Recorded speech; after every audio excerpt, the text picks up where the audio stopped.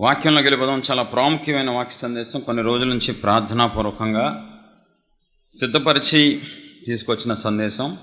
ప్రధాన పిల్లర మాది ప్రేమస్వరూపి మినిస్ట్రీస్. కొత్త వాళ్ళకి చెప్పాలి కాబట్టి ఇంట్రడక్షన్ ఇస్తున్నాం.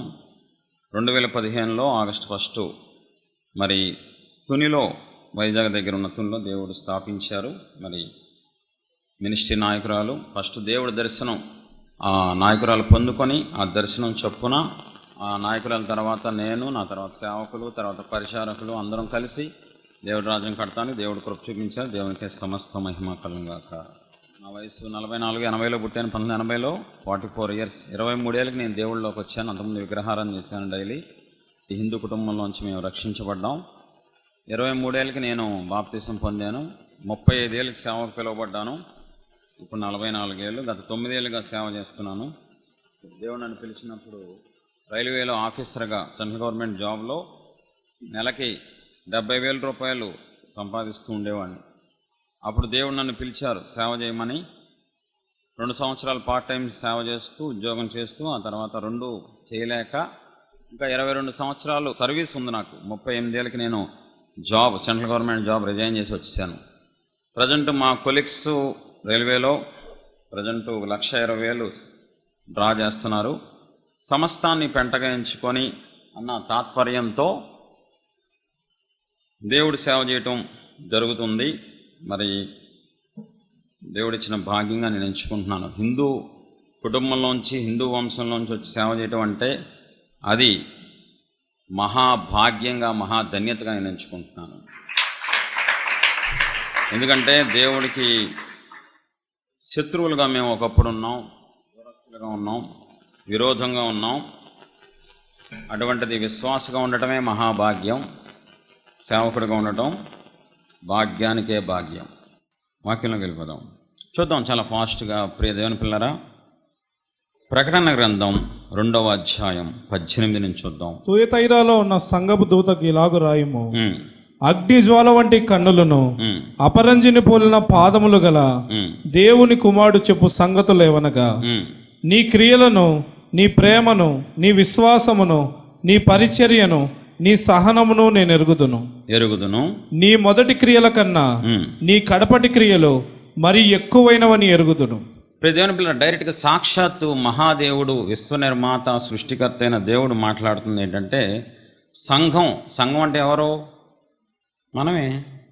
సంఘం అంటే మనమే. సార్వత్రిక సంఘం, మనందరం సంఘం అయిన మనతో దేవుడు చెప్పేది ఏంటంటే, నీ క్రియలు సూపరు, నీ ప్రేమ సూపరు, నీ విశ్వాసం సూపరు, నీ పరిచర్య సూపరు. మ్యాక్సిమం ప్రపంచవ్యాప్తంగా మనం చూస్తే క్రైస్తవ్యంలోకి వచ్చిన తర్వాత ఒకప్పుడు ఏ పని చేయని వాళ్ళు కూడా క్రైస్తవులుగా మారిన తర్వాత పరిచర్య చేయడం మొదలు పెడతారు. అది ఏదో ఒక పరిచర్య. సేవకులు గుడి భజంగా ఉండడమో, డ్రైవింగో, కంప్యూటరో, ఏదో ఒకటి, పాంప్లెట్లు అంటించడమో, ఏదో ఒకటి. మనం చూసినట్లయితే క్రైస్తవులు కష్టపడుతూనే కనబడతారు. విశ్వాసం కనబడిద్ది. ఎన్ని సంవత్సరాలైనా మా దేవుడు గొప్ప దేవుడు అని ఆ విశ్వాసం కనబడుతుంది, ప్రేమ కనబడుతూ ఉంటుంది. ఈ 4 చాలా ప్రాముఖ్యమైన విషయం. దేవుడు స్పష్టంగా మాట్లాడుతున్నారు. నీ క్రియలు చూసా, సూపర్ రా నువ్వు, సూపర్ అమ్మ నువ్వు. తన కుమార్తెలతో, కుమారులతో దేవుడు చెప్తున్న మాట, నీ ప్రేమ సూపరో, నీ విశ్వాసం అబ్బా సూపర్. నువ్వు ఎంత విశ్వాసం అంటే, నా మీద నీకు ఎంత విశ్వాసం తెలుసా, నా కూతురా, నా కుమారి, అబ్బాబ్బాబ్బాబ్బా, అసలు నీ పరిచర్య సూపర్. నువ్వైతే అర్ధరాత్రులు కూడా కష్టపడుతూ ఉంటావు, బరువులు మోస్తున్నావు, నా రాజ్యం కోసం డబ్బులు ఖర్చు పెడుతున్నావు, సమయాన్ని ఖర్చు పెడుతున్నావు, అంత సూపర్ సూపర్ సూపర్ సూపర్ అని ప్రభువు మెచ్చుకొని వాడే యోగ్యుడని ప్రభువే మెచ్చుకుంటున్నారు. అయితే ముందుకెళ్ళాలి. అయినను నీ మీద తప్పు ఒకటి. నీ మీద ఇన్ని ఉన్నప్పటికీ, ప్రేమ ఉన్నప్పటికీ, పరిచర్య ఉన్నప్పటికీ, విశ్వాసం ఉన్నప్పటికీ, మొదటి కంటే ఇప్పటికి నీ క్రియల్లో మార్పు వచ్చినప్పటికీ నీ మీద తప్పు ఒకటి మోపవలసి ఉన్నది. ఏమనగా, తాను ప్రవక్తినని చెప్పుకొనుచున్న యెజబెలను స్త్రీని నీవు ఉండనిచ్చుచున్నావు. జారత్వం చేయుటకును, విగ్రహములకు బలిచ్చిన వాటిని తినుటకును అది నా దాసులకు బోధించుచు వారిని మోసపరుచున్నది. మారు మనస్సు పొందుటకు నేను దానికి సమయం ఇచ్చి తిని గాని సమయం ఇచ్చి తిని కానీ అది తన జారత్వంను విడిచిపెట్టి మారు మనస్సు పొందనొల్లదు. ఇదిగో నేను దానిని మంచం పట్టించి దానితో కూడా వ్యభిచరించువారు దాని క్రియల విషయమే మారు మనస్సు పొందితేనే గాని వారిని బహు శ్రమల పాలు చేతును. చాలా జాగ్రత్తగా వినాలి. ఇక్కడ పొగడతా ప్లస్ తిట్టు రెండు ఉన్నాయి. సామాన్యంగా మనం ఒక వ్యక్తిని తిట్టం, పొగిడేటప్పుడు తిట్టం, తిట్టేటప్పుడు పొగడం. మనిషిని పూర్తిగా నువ్వు సూపరు, నువ్వు బంపరు, నువ్వు లాటరీ టికెట్ సూపర్ అని పొగుడుతాం. లేదా నువ్వు తిడితే నువ్వు దుర్మార్గుడు, నువ్వు నీచుడు, మీ నాన్న దుర్మార్గుడు, మీ తాత దుర్మార్గుడు. కానీ ఇక్కడ దేవుడు ఒకే వ్యక్తితో రెండు చెప్తున్నారు. ఒకవైపు ఏమో మంచి మాట్లాడుతున్నారు, ఇంకోవైపు చెడు మాట్లాడుతున్నారు. అంటే మంచి వ్యక్తిలో ఉన్న మంచి మాట్లాడుతున్నారు, వ్యక్తిలో ఉన్న చెడు మాట్లాడుతున్నారు. నువ్వు నీ విశ్వాసం చూస్తే నాకు ముచ్చటేస్తారా బిడ్డ, దేవుడు మాట్లాడుతున్నారు. అప్పుడు నీ పరిచయం చూస్తే నువ్వు ఏంటో ఇంత కష్టపడతావు, ఉద్యోగంలో కూడా ఇంత కష్టపడవు కదరా, నిద్రపోతావు కదరా ఉద్యోగంలో, నా రాజ్యం అంటే నీకు ఎందుకురా నేనంటే ఎంత పిచ్చి, ఇదంతా నా మీద ప్రేమతోనే కదా నువ్వు చేస్తున్నావు, సూపర్ రా బంగారం, అబ్బబ్బబ్బ నువ్వు సూపర్ హే అని దేవుడు మెచ్చుకుంటూ చివరిలో ట్విస్ట్ ఇచ్చారు. అయినను నీ మీద నేను ఒక తప్పు మోపవలసి ఉన్నది, ఆ తప్పును కనుక నువ్వు సరి చేసుకోలేదనుకో నా చేతిలో నీకు ఉంటుందిరా. దేవుడు భయంకరుడు. ఈ పదాన్ని పెద్దగా ఎవరో వాడరు ఈ రోజుల్లో, పాస్టర్లు అసలు వాడరు. ఎందుకని? విశ్వాసులు భయంకరులు కాబట్టి. దేవుడు ప్రేమస్వరూపి, అదే టైంలో ఆయన భయంకరుడు. జీవంగల దేవుని చేతిలో పడుట మహాభయంకరం అంట. నేను ఒకటే చెప్తాను దైవజనుడిగా, ఆయన కోపం తెలుసుకోవాలంటే యుగ యుగాలు అగ్నిగుండం పెట్టారు చూసారా, అది చదివితే చాలు ఆయన కోపం ఎంత దారుణంగా ఉంటుందా, ఆయనతో గేమ్స్ ఆడితే ఎంత భయంకరంగా ఉంటుందా.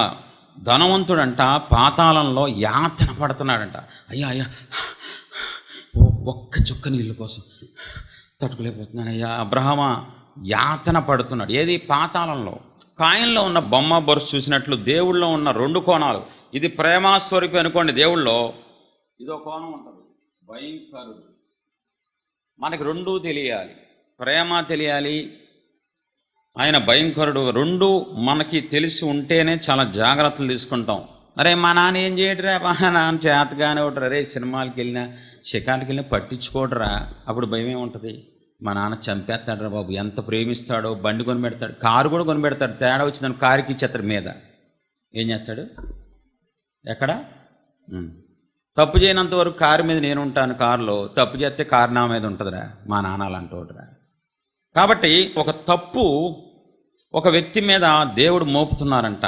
ఆ తప్పేంటి? అదంతా మీకు అర్థం కాదు కాబట్టి నేను ఒక మాటలో చెప్తా. నువ్వు ఒక వ్యక్తిని, యెజెబెల్ని ఉంచుకుంటున్నావు, నీ దగ్గర ఉండనిస్తున్నావు.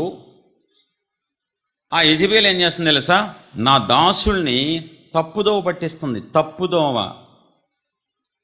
తప్పుడు మార్గంలో నడిపిస్తుంది, తప్పుడు వాక్యాలు, తప్పుడు మాటలు చెప్తుంది. మీకు అర్థం అవ్వాలంటే ఒక మాటలు చెప్తా, తప్పుడు బోధ.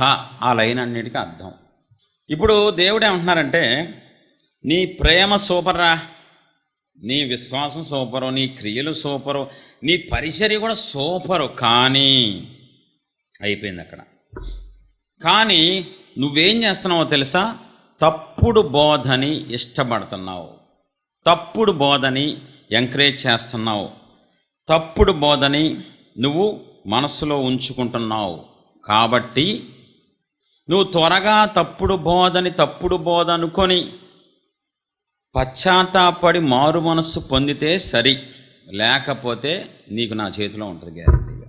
ఇది దేవుడి మాట, నేను అంటున్న మాట కదండి, బైబిల్లో ఉన్నమాట. ప్రియ దేవుని పిల్లల, ప్రపంచవ్యాప్తంగా మనం చూస్తే సార్వత్రిక సంఘంలో, నేను ఒక డినామినేషన్ మాట్లాడను, ఒక సేవకుడిని ఒక ఊరు గురించి ఎప్పుడు మాట్లాడండి, యూనివర్సల్గా మాట్లాడతాను. తీసుకునే వాళ్ళు తీసుకుంటారు, తీసుకునే వాళ్ళు తీసుకోరు, వాళ్ళ ఇష్టం, వాళ్ళ వ్యక్తిత్వం అది. ప్రపంచవ్యాప్తంగా మనం చూస్తే చాలా బోధలు వచ్చేసినాయి, చాలా రకరకాల బోధలు వచ్చేసినాయండి. నిజంగా చెప్పాలంటే క్రొత్తగా వచ్చిన ఒక క్రైస్తవుడు ఏడవాళ్ళు కూర్చొని యూట్యూబ్ ఒకసారి ఆన్ చేసి, నేను దేవుడు బిడ్డనయ్యాను తెలుసా అని యూట్యూబ్ ఆన్ చేసి వాక్యాలంటే ఒకడేమో ఒకటి చెప్తాడు, అదే వాక్యాన్ని వేరేవాడు వేరేగా చెప్తాడు. ఒకడేమో పెళ్లి చేసుకోవచ్చు అంటాడు, ఒకడు అసలు పెళ్ళే చేసుకోకూడదు అంటాడు, ఒకడు లవ్ మ్యారేజ్ చేసుకోవచ్చు అంటాడు, ఒకడు లవ్ మ్యారేజ్ చచ్చిపోతారే అంటాడు. పిచ్చి పట్టేస్తే కొత్త వాళ్ళకి కనుక వస్తే, నేను వాస్తవం మాట్లాడుతున్నానా అయ్యగారులో, తప్పగా చెప్తున్నానా? కొత్తగా వచ్చిన వాళ్ళకి అర్థం కాదు అసలు ఏ బోధ ఫాలో అవ్వాలి, ఏ వాక్యం వినాలి, ఏ మార్గంలోకి వెళ్ళాలి, ఎంతనే కదా. సీనియర్స్కి తెలుస్తుంది, పితరుల నుంచి క్రిస్టియానిటీ ఉన్న వాళ్ళు తెలుస్తుంది. కన్వర్ట్ అయిన క్రిస్టియన్ల పరిస్థితి ఏంటి? అసలు ఇన్ని బోధలు ఉన్నాయేంట్రా? ఏ బోధ? ఉన్నది ఒకటే బైబిలు, బోధలు మాత్రం లెక్కలేనన్ని. ఇప్పుడు నా తోటి సేవకులారా, విశ్వాసులారా, మీరు ఏ బోధను ఇష్టపడుతున్నారు, ఏ బోధకి చెవులు కోసుకుంటారు, ఏ బోధను బోధిస్తున్నారు, ఏ బోధను ఫాలో అవుతున్నారు? ఈరోజు వాక్య సందేశం. ఒకవేళ దేవుని మహాకృపను బట్టి మీరు తప్పుడు బోధనలోకి వెళ్ళలేదనుకో, సూపర్, మీరు బంగారం. దేవుడు మిమ్మల్ని బహుగా ఆశీర్వదించి ప్రపంచానికి దేవునిగా మిమ్మల్ని మారుస్తారు. ఒకవేళ ఈరోజు వాక్యం ద్వారా మీరు తప్పుడు బోధలు మీ మనసులో ఉండి తప్పుడు బోధలు బోధిస్తూ తప్పుడు బోధల్లో సంతోషంగా స్వీకరిస్తూ మీరు కూడా అది ఫాలో అవుతూ ప్రజలను కూడా ఫాలో అవ్వమని చెప్పారనుకో, దేవుని ఉగ్రత వచ్చేస్తే, అది నా మీదకైనా మీ మీదకైనా. అలా రాకుండా ఉండాలని మీ సహోదరుడిగా నేను కోరుకుంటున్నాను. చూద్దాం తప్పుడు బోధలు ఏంటి. నేను అన్నీ చెప్పను, రెండు బోధలు చెప్తాను. అసహ్యమైన బోధలు అవి మీలో ఉన్నాయా లేవా, అవి మీరు ఇష్టపడుతున్నారా లేదా, అవి మీరు ఫాలో అవుతున్నారా లేదా చూద్దాం. ఏ బోధలు అవి? అసహ్యమైన బోధల గురించి 2 చెప్తా, బైబిల్లో చూపిస్తా. 2 పేతురు 2వ అధ్యాయం 1, 2, 3 వచనాలు. మరియు అబద్ధ ప్రవక్తలు ప్రజల్లో ఉండిరి, అటువలనే మీలోనూ అబద్ధ బోధకులుందురు. వీరు తమ్మును కొనిన ప్రభువును కూడా విసర్జించుచు తమకు తామే శీఘ్రముగా నాశనము కలుగజేసుకుంటూ నాశనకరముగు భిన్నాభిప్రాయములను రహస్యంగా బోధించుదురు. మరియు అనేకులు వారి పోకిరీ చేష్టలను అనుసరించి నడుతురు. వీరిని బట్టి సత్య మార్గం దూషించబడును. అలాగే చూద్దాం యాకోబు 3:1. నా సహోదరులారా, బోధకులమైన మనము మరీ కఠినమైన తీర్పు పొందుదామని తెలుసుకొని మీలో అనేకులు బోధకులు కాకుండుడి. చాలు. 2 తిమోతి 4వ అధ్యాయం 3-4 వచనాలు. ఎందుకనగా జనులు హితబోధన సహింపగా దురద చెవులు గలవారై తమ స్వకీయ దురాశలకు అనుకూలమైన బోధకులను తమ కొరకు పోగు చేసుకొని సత్యమునకు చెవినీయక కల్పనా కథల వైపునకు తిరుగు కాలము వచ్చును. ఒక కాలం వస్తుంది, విశ్వాసుల కంట కొంతమంది సేవకులు నచ్చక, మాకు ఇలాంటి బోధ వద్దు, ఇలాంటి బోధ చేసే బోధకులొద్దు, మాకు నచ్చిన బోధ కావాలి, మాకు నచ్చిన బోధకులు కావాలని కోరుకొని వాళ్ళందరూ కలిసి సంఘాలుగా ఏర్పడతాయంట భూమి మీద. ఎంత దారుణం ఉండేది. 1 తిమోతి 4:13-16 చాలా జాగ్రత్తగా చూడాలి. నేను వచ్చే వరకు చదువుట యందును హెచ్చరించుట యందును బోధించుట యందును జాగ్రత్తగా ఉండాలి. బోధించేటప్పుడు ఏది పడితే అది బోధించకూడదు. నీ సేవకుడిని కదా, నేను అది కదా ఇది కదా అని ఎలా పడితే అలా బోధించకూడదంట. పెద్దలు హస్త నిక్షేపము చేయగా ప్రవచన మూలముగా నీకు అనుగ్రహింపబడి నీలో ఉన్న వరమును అలక్ష్యము చేయకుము. నీ అభివృద్ధి అందరికీ తేటగా కనబడి నిమిత్తము వీటిని మనస్కరించుము. వీటి యందే సాధకము చేసుకొనుము. నిన్ను గూర్చియు నీ బోధన గూర్చియు జాగ్రత్త కలిగి ఉండు. నిన్ను గూర్చియు నువ్వు బోధించే బోధ గూర్చియు జాగ్రత్తగా ఉండు. వీటిలో నిలకడగా ఉండు. నీవిలాగు చేసి నిన్నును నీ బోధ వినువారిని రక్షించుకొందు. మీకు అర్థమవుతుంది అనుకుంటున్నా. తప్పుడు బోధలు ఉన్నాయి, తప్పుడు బోధ చేసే వాళ్ళు ఉన్నారు. నేను మామూలుగా ఎవరి గురించి చెప్పాలి, మీకు దండం పెడతాను. యూనివర్సల్గా చెప్తున్నాను, కామన్గా చెప్తున్నాను. మాకు డినామినేషన్ పిచ్చి లేదు. ఎక్కడైనా డినామినేషన్ కనబడుతుందా? ప్రేమ స్వరూపి మినిస్ట్రీస్ ఫౌండర్ అండ్ డైరెక్టర్ పరిశుద్ధాత్మ దేవుడు. అంతకుమించి ఏ డినామినేషన్కి సంబంధం లేదు మాకు. యూనివర్సల్గా మనందరం ఒకటే దేవుని పిల్లలం, దేవుని రక్తంలో కడగబడిన వాళ్ళం, కొనబడిన వాళ్ళం. కాబట్టి అర్థం చేసుకోండి, అపార్థం చేసుకోవద్దు. డైరెక్ట్గా నేను వెళ్ళిపోతున్నా సబ్జెక్టులోకి. రెండు బోధలు చూపిస్తాను, అసహ్యమైన బోధలు. అవి మీలో ఉన్నాయా లేవా చూద్దాం. సామెతలు 12:1. ప్రపంచవ్యాప్తంగా 90% మంది అసహించుకుంటున్నారు ఈ బోధని. 90% ప్రపంచవ్యాప్తంగా కోట్ల మంది అసహించుకునే బోధ. శిక్షను ప్రేమించువాడు జ్ఞానమును ప్రేమించువాడు, గద్దింపును అసహించుకునేవాడు పశుప్రాయుడు. గద్దింపును అసహించుకునే గ్రూప్ ఉంటుందంట ఈ భూమి మీద. అసలు వీళ్ళకి గద్దింపు అంటే చిరాకంట. వీళ్ళు గద్దింపుని చూసి చిరాకు పడతారు. గద్దించే సేవకులను చూసి రే అయిపోతావు నువ్వు, ఏంట్రా నువ్వు గద్దిస్తున్నావేంట్రా, మేమెవరం అని అంటూ ఉంటారంట. వీళ్ళకి అసలు గద్దింపు అనేది పడదంట, గద్దింపు అనేది ఇష్టం ఉండదంట, గద్దించే సేవకుల్ని పిలవరంట. వీళ్ళకి అసలు గద్దింపు అనేది ఇంటి పక్కన కానీ ఒంటి పక్కన కానీ రాకూడదండి. ప్రపంచవ్యాప్తంగా చెప్తున్నాను, 90% గద్దింపుని ఎవ్వడూ ఇష్టపడట్లేదు. మీరు ఒప్పుకున్నా ఒప్పుకోకపోయినా నేను దేవునాత్మ కలిగి చెప్తున్నాను, ఓపెన్గా చెప్తున్నాను, నేను యూనివర్సల్గా మాట్లాడుతున్నాను. ఈ రోజుల్లో గద్దిస్తే ఎవడూ ఇష్టపడట్లా. ఈ రోజుల్లో కావాల్సిన ఏంటి తెలుసా? రా అలా రైట్రా, దేవుడు నేను దీవించి ఇమీడియట్లీ ఆశీర్వాదం వితౌట్ ఫెయిల్. ఎన్ని సంవత్సరాలు వచ్చినా ఎన్నిసార్లు వచ్చినా ఆ మాట తప్ప రెండో మాట మాట్లాడు ఒక సేవకుడు. దేవుడు నిన్ను దీవించిన గాక, దేవుడు నీ కుటుంబాన్ని దీవించిన గాక, నీ ఊరిని దీవించిన గాక, నీ రాష్ట్రాన్ని దీవించిన గాక, నీ దేశాన్ని దీవించిన గాక, నీ ప్రపంచం నీ ద్వారా భూమి 2 ముక్కలు అవును గాక. దీవెనలు ఆశీర్వాదాలు ఎక్కువైపోతున్న తరంలో మనం ఉన్నాం. గద్దింపును అసహించుకునేవాడు పశుప్రాయుడు. గద్దింపును ఎట్టి పరిస్థితుల్లో మనం అసహించుకోకూడదు. సామెతలు 13:1. తండ్రి శిక్షించిన కుమారుడు జ్ఞానం గలవాడగును, అపహాసకుడు గద్దింపునకు లోబడడు. అపహాసకుడు గద్దింపునకు లోబడడు. మీలో ఎవరైనా ఒకవేళ అపహాసకులుంటే, మిమ్మల్ని ఎవరైనా గద్దించారనుకో ప్రేమతో, ఏంట్రా గద్దిస్తాను, ఏంటి మా గురించి తెలుసా నీకు, రౌడీజం ఎక్కువైపోయింది కదా క్రైస్తవంలో, ఏంటి అయితే నువ్వు సేవకుడు అయితే మేము ఎవరో తెలుసా, 30 years ఇక్కడ 3 తరాలు ఇక్కడ అక్కడే ఉంటుంది మనకి నరకం. కాబట్టి గద్దింపును ఎవరైతే స్వీకరిస్తారో దాని గురించి బైబిల్లో ఉంది. గద్దింపును అసహించుకుంటారో దానికి ఏం జరిగిద్దో కూడా బైబిల్లో ఉంది. సామెతలు 15:10. మార్గం విడిచిన వానికి కఠిన శిక్ష కలుగును, గద్దింపును ద్వేషించువారు మరణం నొందుదురు. బాబోయ్, ఒకవేళ మీలో ఎవరైనా గద్దింపుని ద్వేషిస్తున్నారా, అసహించుకుంటున్నారా, మరణం వచ్చేస్తంట. దయచేసి జాగ్రత్తగా వినాలి. గద్దింపుని అసహించుకోవద్దు, గద్దింపుని ద్వేషించద్దు, గద్దింపుని తోసేయద్దు. కొన్ని ఎగ్జాంపుల్ చూపిస్తాను బైబిల్లో ఫాస్ట్గా. 2 సమూయేలు 11 లాస్ట్ వచనం. అంగలార్పు కాలం తీరిన తర్వాత దావీదు దూతలను పంపి ఆమెను తన నగరికి తెప్పించుకొనగా ఆమె అతనికి భార్య అయి అతనికి ఒక కుమారుని కనెను. అయితే దావీదు చేసినది యెహోవా దృష్టికి దుష్కార్యముగా ఉండెను. దావీదు చేసినది యెహోవా దృష్టికి దుష్కార్యముగా ఉండెను. కావున యెహోవా నాతానును, దేవుడు ఎంత ప్రేమ గల దేవుడు అంటే, ఎంత కనికరం గల దేవుడు అంటే, ఎంత అవకాశం ఇచ్చే దేవుడు అంటే, తప్పు కన్ఫామ్ అయిన తర్వాత మనం ఊరుకుంటామా పిల్లల్ని? తప్పు తెలియలేదనుకో, అరే నిజంగా చెప్పు, కొట్టామా కొట్టలేదా, అలా అంటున్నారు, ఒకసారి కన్ఫర్మేషన్ చేయరా అంటాం. రెడ్ హ్యాండెడ్గా కొట్టినట్టు కనబడితే వీడికి 4 వేస్తాం మనం. ఎందుకని? చూసాం కాబట్టి. డైరెక్ట్గా దేవుడు చూస్తూ ఉండగానే దేవుడు కళ్ళ ఎదుటే పాపం చేశాడు దావీదు. ఇప్పుడు దేవుడు మళ్ళీ ఒక ఛాన్స్ ఇవ్వాలా? చెప్పాలి. కావున నాతానును దేవుడు దావీదు యొద్దకు పంపెను. ఈ మాట నన్ను పిచ్చి లేపేస్తండి. ఇంత ప్రేమ ఏంటి దేవుడికి? తప్పు చేసి బరి తెగించేసిన వాడి మీద కనికరం ఏంటి? అరే ఎల్రా నాతాను, ఎల్లు, వాడిని ఒక్కసారి ఫైనల్ ఛాన్స్ ఇస్తున్నాను రా. మళ్ళీ ఛాన్స్ ఇవ్వడం ఏంటండి తప్పు చేసిన వాడి మీద?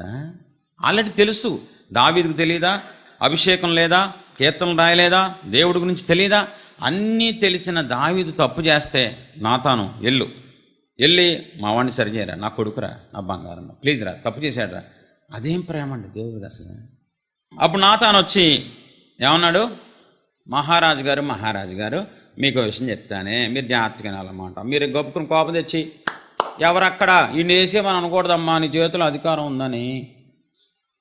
రాజుగారు పార్లమెంట్ ఉంటుందా, అసెంబ్లీ ఉండి అరే ఈ నెయ్యొచ్చా అని అడుగుతాడా రాజుగారు? అనగానే ఇద్దరు ఉంటారు. ఇప్పుడు ఇలా సౌండ్ తేడా వచ్చిందంటే వేసేయమని అర్థం. రాజుగారు వాళ్ళు ఇప్పుడు రాజుగారితో అన్నీ చెప్పి డైరెక్ట్గా వేలు చూపిస్తున్నాడు. నువ్వే అని డైరెక్ట్గా ఆ మాట చూడండి ఒకసారి 12:7.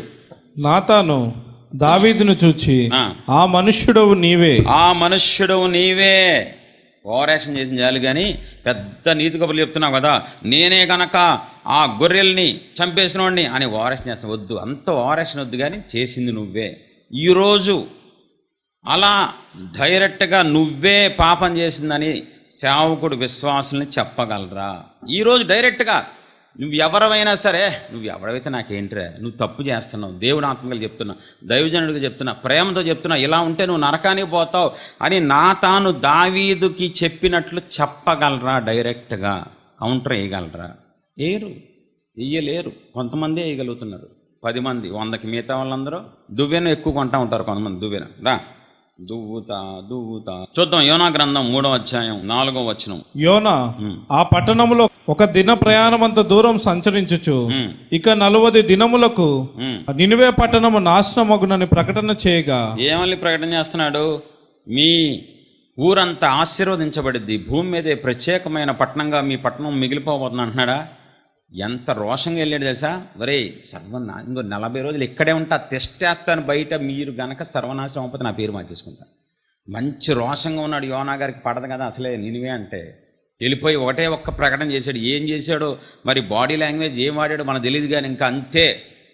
అందరూ వెళ్ళిపోవడం, బాబో అయిపోయింది, మన జీవితం అయిపోయింది. మరి ఆయన ఏ రేంజ్లో స్క్రీన్ చూపించాడో తెలియదు, కానీ సేవకుడు అరే ఇంకో ఇలా ఉన్నారు కదా, సర్వనాశనం చచ్చిపోయి పోతారు, రే చంపేస్తారా దేవుని. అసలు మళ్ళీ ఏం ఎక్స్ప్రెషన్ ఇచ్చాడు, ఏ బాడీ లాంగ్వేజ్ చేశాడు నాకు తెలియదు, కానీ సేవకుడు రాజుగారు తెలిసింది. రాజుగారు టపక్కం దిగిపోయాడు. ఒరే బాబు ఏంటి అంత ఏం చెప్పాడో, ఈయన వెళ్ళి రాజుగారికి ఏం చెప్పారో తెలియదు, కానీ వెంటనే సింహాసనం దిగిపోయి రాజుగారు, అరే బూడిదెక్కడ, బూడిద ఎందుకయ్యా మీకు, రాజుగారు కదా, ఒరే నీ మొహం నువ్వు కూడా పోతావు, నువ్వు కూడా బూడిదయ్యా బాబు. అందరూ బూడిదలో, అందరూ గోని పట్టాలి, అందరూ బూడిదలో, అందరూ ఊరంతా అండి. ఇప్పుడు మనోడు ఎలా వెళ్ళి చెప్పాడు, నేను పట్టణం యోనా వెళ్ళి, నా ప్రియాతి ప్రియమైన దేవుని జనాంగమా, మీకు ఇష్టమైతే ఒప్పుకోండి, కష్టమైతే మానేయండి అలా చెప్పాడా? పోతారే అలా చెప్పగానే 74 మారు మనసు వచ్చేసింది. పాత నిబంధన చూపించాను కదా, కొత్త నిబంధన చూపిస్తాను. మత్తయి సువార్త 3వ అధ్యాయం 7వ వచనం. అతడు పరిసయ్యులలోనూ సద్దుకయ్యులలోనూ అనేకులు బాప్తిసం పొందవచ్చుట చూచి, సర్ప సంతానమా, రాబో ఉగ్రతను తప్పించుకున్నటకు మీకు బుద్ధి చెప్పిన వాడెవడు, మారు మనస్సుకు తగిన ఫలం ఫలించుడి. ఏమని పిలుస్తున్నాడు? పావురం పిల్లలారా అంటున్నాడా? మరే పాము పిల్లలారా, ఒరే తాజు పాములారా. ఏమంటే పాముతో ఎవడైనా పోలిస్తే ఊరుకుంటాడండి? పావురంతోనో నెమలతో పోలిస్తే ఎవరికైనా ఇష్టం ఉండదు, కానీ పాముతో పోల్చి అరే సర్ప సంతానం ఏటో రెచ్చిపోతున్నారు. అబ్రహాం అంటారు ఎట్లా మీరు? వీళ్ళందరూ ఒకే కోవలాగా ఉన్నారు, ఒకే ఆత్మ కలిగి, ఒకే అభిషేకం కలిగి పోతారు. రే దేవుడితో గేమ్స్ ఆడద్దు. నాతాను చూడండి, యోనా చూడండి. ఇప్పుడు బాప్తిసం యోహాను సర్ప సంతానం, మర్యాద చెప్తున్నాం, మంచిగా ఫలాలు ఫలించండి, మారు మనసు పొందండి. ఏంటి పెద్ద వచ్చేసరి ఊపేసుకుంటే మాకు బాప్తిసం ఉండని ఏంటో ఇచ్చింది బాప్తిసం అంటున్నాడండి. అన్నాడా లేదా? అవన్నీ అని లేదు కదండి బైబిల్లో. నీకు మరి మీ ఎక్స్ప్లెనేషన్ చేయడానికే మమ్మల్ని పెట్టింది, ఎక్స్ప్లెయిన్ చేసి చెప్పడానికే కదా. మరి మీరు ఎందుకు వచ్చారు? మధ్యాహ్నం భోజనం చేయడం వచ్చారా? ఎక్స్ప్లెనేషన్ వినటానికే కదా వచ్చింది. మరి అదే కదా నేను చెప్పేది. అపోస్తలుల గారు 8:20 చూద్దాం. మన కొత్త నిబంధన మొత్తానికి ఇన్ఛార్జ్ అయిన పేతురు గారు ఏం చేస్తున్నారో చూద్దాం. అందుకు పేతురు, నీవు ద్రవ్యమిచ్చి దేవుని వరం సంపాదించుకొందునని తలంచుకున్నందున నీ వెండి నీతో కూడా నశించునుగాక. నీ వెండి నీతో కూడా నాశనం అయిపోను గాక, నువ్వు నీ వెండి సర్వనాశనం అయిపోను గాక, నేనే వచ్చి సమాధి కార్యక్రమం చేయను గాక అంటున్నాడు పేతురు. ఎవరిని చూసినా ఇలాగే ఉన్నారేంటండి మనకి. ఇప్పుడు పేతురు ఈయనెవరో, సీమోన్ ఎవరో, సంఘ పెద్ద, పాస్టర్ గారు కుడిభుజం, మీటింగ్స్లో అన్ని పాల్గొసుకుంటున్నాడు. అప్పుడు సీమోను కూడా నమ్మి బాప్తిసం పొంది ఫిలిప్పును ఎడబాయికుండి సూచక్రియలను గొప్ప అద్భుతములు జరుగుట చూచి విభ్రాంతి నొందెను. దైవజనుని ఎడబాయకుండా పక్కనే ఉంటూ దైవజనుడితో భారం కలిగిన వ్యక్తి. ఇప్పుడు మొహమాట పడ్డాడా పేతురు? దైవజనుడు కుడిభుజం కదా, రైట్ హ్యాండ్ కదా, లెఫ్ట్ హ్యాండ్ కదా అనుకోవాలా. రే నువ్వు నీ వెండి నాశనం అయిపోద్దు పో, మర్యాదగా నువ్వు మార్చుకోలేదు, నీ హృదయం దరిద్రంగా ఉంది, నీ హృదయం కంపు కొడుతున్నా, సులభ కాంప్లెక్స్ బెటరా నీ హృదయం కంటే? భయంకరంగా తిడుతున్నాడండి పేతురు. మళ్ళీ చెప్తున్నాను, నాతాన్ని చూడండి, యోనాను చూడండి, బాప్తిస్మ నుంచి యోహాను చూడండి, పేతురుని చూడండి. పాత నిబంధన కొత్త నిబంధన ఏ నిబంధన అయినా నిజంగా దేవుని చేత పిలువబడి నిజంగా దేవుని ఆత్మ కలిగి దేవుని మనస్సు ఎరిగి అభిషేకం పొందిన సేవకులు ఏమైనా భయపడకుండా డేరుగా గద్దిస్తూ వాక్యాన్ని ప్రకటిస్తూ దేవుని రాజ్యం కడతారు. గద్దింపు అవసరం, గద్దింపు కావాలి. గద్దింపు లేకపోతే కష్టం. ఒకవేళ నువ్వు గద్దింపుని స్వీకరిస్తే ఎలా ఉంటుందో చూద్దాం. సామెతలు 15:32. శిక్షనొంద నొల్లని వాడు తన ప్రాణంను తృణీకరించును, గద్దింపును వినువాడు వివేకి అగును. గద్దింపును కనుక నువ్వు స్వీకరించావనుకో ఏమవుతావు? వివేక అయిపోతా ఉంటా. సామెతలు 13:18 చూడండి. శిక్షను ఉపేక్షించు వానికి అవమాన దారిద్ర్యతలు ప్రాప్తించును, గద్దింపును లక్ష్యపెట్టువాడు ఘనత నొందును. గద్దింపుని లక్ష్య పెడితే ఏం జరిగిద్దంట? ఘనత వస్తుందంట. సామెతలు 1:23. నా గద్దింపును విని తిరుగుడి, ఆలకించుడి, నా ఆత్మను మీ మీద కుమ్మరించు. నా గద్దింపును విని తిరగండి, నా గద్దింపుని స్వీకరించండి, నా గద్దింపుని ప్రేమించండి. అది మీ మీల కోసమే అనుకోంట్రా బాబు అని దేవుడు చెప్పి, ఒకవేళ మీరు అలా చేస్తే గద్దింపును తీసుకోగలిగితే మీకేం జరిగిద్దంట? నా ఆత్మను మీ మీద కుమ్మరించుదును, నా ఉపదేశమును మీకు తెలిపేదను. ఎవరికి దేవుడు ఉపదేశం తెలియజేస్తారంట? గద్దింపు స్వీకరిస్తేనే. ఇప్పుడు చెప్పడమ్మా, గుంటూరు ప్రజలారా, చుట్టుపక్కల నుంచి వచ్చిన ప్రజలారా, మీరు గద్దింపుని స్వీకరిస్తున్నారా? గద్దింపుని ప్రేమిస్తున్నారా? ద్వేషిస్తున్నారా? గద్దింపు తీసుకుంటున్నారా? తిరిగి కొట్టేస్తున్నారా? గద్దింపు విషయంలో మీ వైఖరి ఎలా ఉంది? పైకి కాదు, లోపల. బా గద్దించేది నా కోసమే కదా. సామెతల్లో వండర్ఫుల్ సామెత ఉంటుందండి. ప్రేమించేవాడు గద్దిస్తాడు, పగవాడు లెక్కలేని ముద్దులు పెడతాడంట. అబ్బా నువ్వు సూపరు, నువ్వు బంగారం. అందంగా లేని వాళ్ళు కూడా అందగత్తి అంటే మళ్ళీ ఒకసారి చెప్పు. ఈ ఆడవాళ్ళ విషయంలో నాకు ఆ మాట ఉంటే రగిలిపోద్ది అసలు. పగలు చూస్తే రాత్రి కనబడేవాళ్ళు కూడా నువ్వు అందగత్తి అంటే, ఆడు నన్ను పొగిడాడు, ఏమన్నాడు అమ్మాట, నేను అందగత్తి అన్నాడు, ఆడిని నిన్ను కలిపి జైలు వేసేయాలి. ఇప్పుడు పగవాడు ఏం చేస్తాడు? నిన్ను పొగుడుతాడు, పాడు చేస్తాడు, నువ్వు గొప్ప అంటాడు, నువ్వు సూపర్ అంటాడు, నువ్వు అసలు ఎదుగుతున్నావు, దేవుళ్ళో గొప్పోడివి నువ్వు, అసలు నీలాగా ఎవడు చేయడంటాడు. అవన్నీ వినేసి మనం పాడైపోతాం. అదే ప్రేమించేవాడు ఏం చేస్తాడు? అరే తప్పు చేస్తున్నావు, బాగుపడు, అలా వద్దురా, పోతావురా, దేవుడు ఉన్నారా, చూస్తున్నారా, ఇలా మాట్లాడతాడు. ఇప్పుడు ప్రజలకి ఎవరిష్టం? పొగిడే వాళ్ళంటే ఇష్టం. మంచి మంచి మాటలు, ఏమీ లేకపోయినా నువ్వు ఉన్నట్టు, అసలు నువ్వు ప్రార్థన చేస్తుంటే అసలు పరలోకం ఇలా దిగినట్టు ఉంది. ఈవిడ గురించి చెప్పాలి. ఏది ఈవిడే? ప్రార్థన అంటే తెలియని వ్యక్తి ప్రార్థన గురించి, ప్రార్థనా పరుల గురించి, ప్రార్థన గురించి మాట్లాడేస్తున్నా. మరి ఎవడిష్టం వాడదండి. ఇప్పుడు గద్దింపుని ఎవడు తీసుకుంటున్నాడు? అసలు ఎంతమంది గద్దిస్తున్నారు, ఎంతమంది గద్దింపు తీసుకుంటున్నారు? ఇది నా భాగ్యం. దేవుడు ఈరోజు దైవజనుడి ద్వారా మాట్లాడారు. దేవుడే చెప్పకపోతే నేను ఎలా సరి చేసుకుంటాను? నేను ఒక మాట చెప్తాను, దైవజనుని యొక్క పాత్ర ఎంత గొప్పదో తెలుసా? తల్లిదండ్రుల కంటే, బంధువుల కంటే, భర్త కంటే, అన్ని బంధాల కంటే దైవజనుడు పాత్ర చాలా గొప్పదండి ఈ భూమి మీద. ఒక కరెక్ట్ దైవజనుడు దొరికాడా మీ జన్మ ధన్యం అయిపోద్దండి. ఎందుకని? ఆ దైవజనుడు మిమ్మల్ని మంచి మార్గంలో నడిపిస్తాడు, ఆ దైవజనుడు మిమ్మల్ని నీతి మార్గంలో నడిపిస్తాడు, ఆ దైవజనుడు మిమ్మల్ని దేవుని వైపు తిప్పుతాడు, దేవుని రాజ్యం చేరేలాగా మీకోసం ప్రయాసపడుతూ ఉంటాడు. మరి మీలో చాలామంది అలాంటి మంచి సేవకులు ఉన్నారు, నేను నమ్ముతున్నాను. దేవునికి మహిమ కలుగును గాక.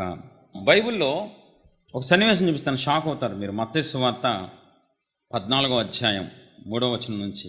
ఏలయనగా నీవు నీ సోదరుడైన ఫిలిప్పు భార్యయగు హేరోదియను ఉంచుకొనుట న్యాయము కాదని యోహాను చెప్పగా, హేరోదు ఆమె నిమిత్తము యోహాను పట్టుకొని బంధించి చెరసాల్లో వేయించి ఉండెను. బాప్తిసం ఇచ్చి యోహాను హేరోదు అనే రాజుగారి దగ్గరికి, మహారాజుగారి దగ్గరికి వెళ్ళి డైరెక్ట్గా మొహం, అరే సిగ్గుందా నీకు, బుద్ధుందా, ఈ తమ్ముడు భార్యని ఉంచుకుంటావేట్రా, పనికి మాలనోడు అని మొహం ఎత్తిట్టేశాడు.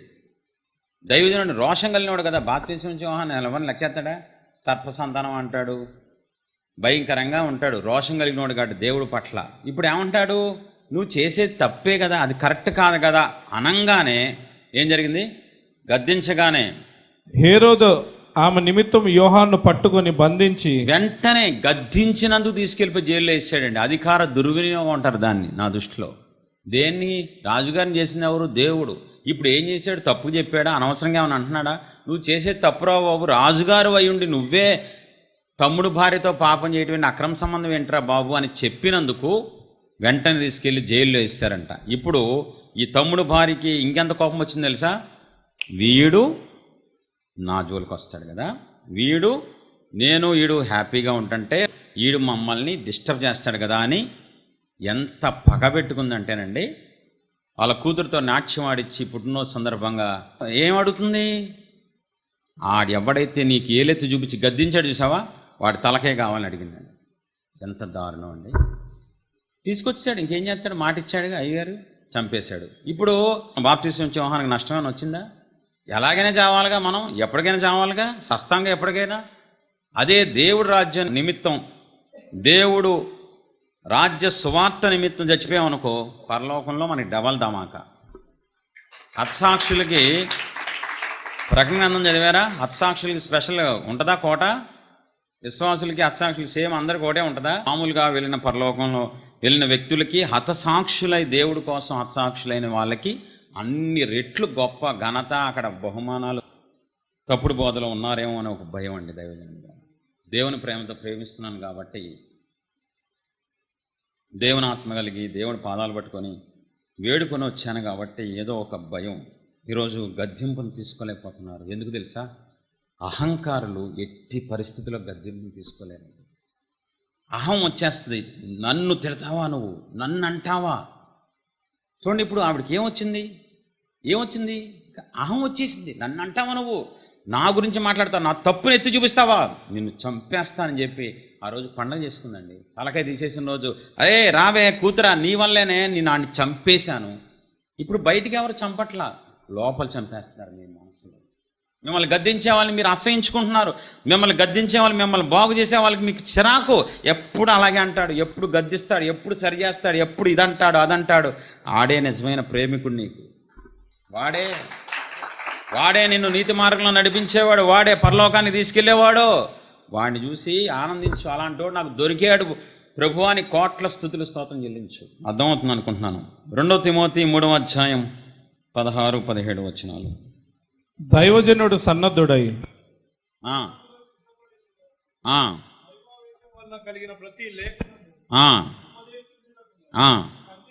ఉపదేశించుటకును ఖండించడానికి, తప్పుని దిద్దడానికి, నీతి యందు శిక్ష వేయడానికి ప్రయోజనకరమైన. దైవజనుడు ఏం చేయాలి?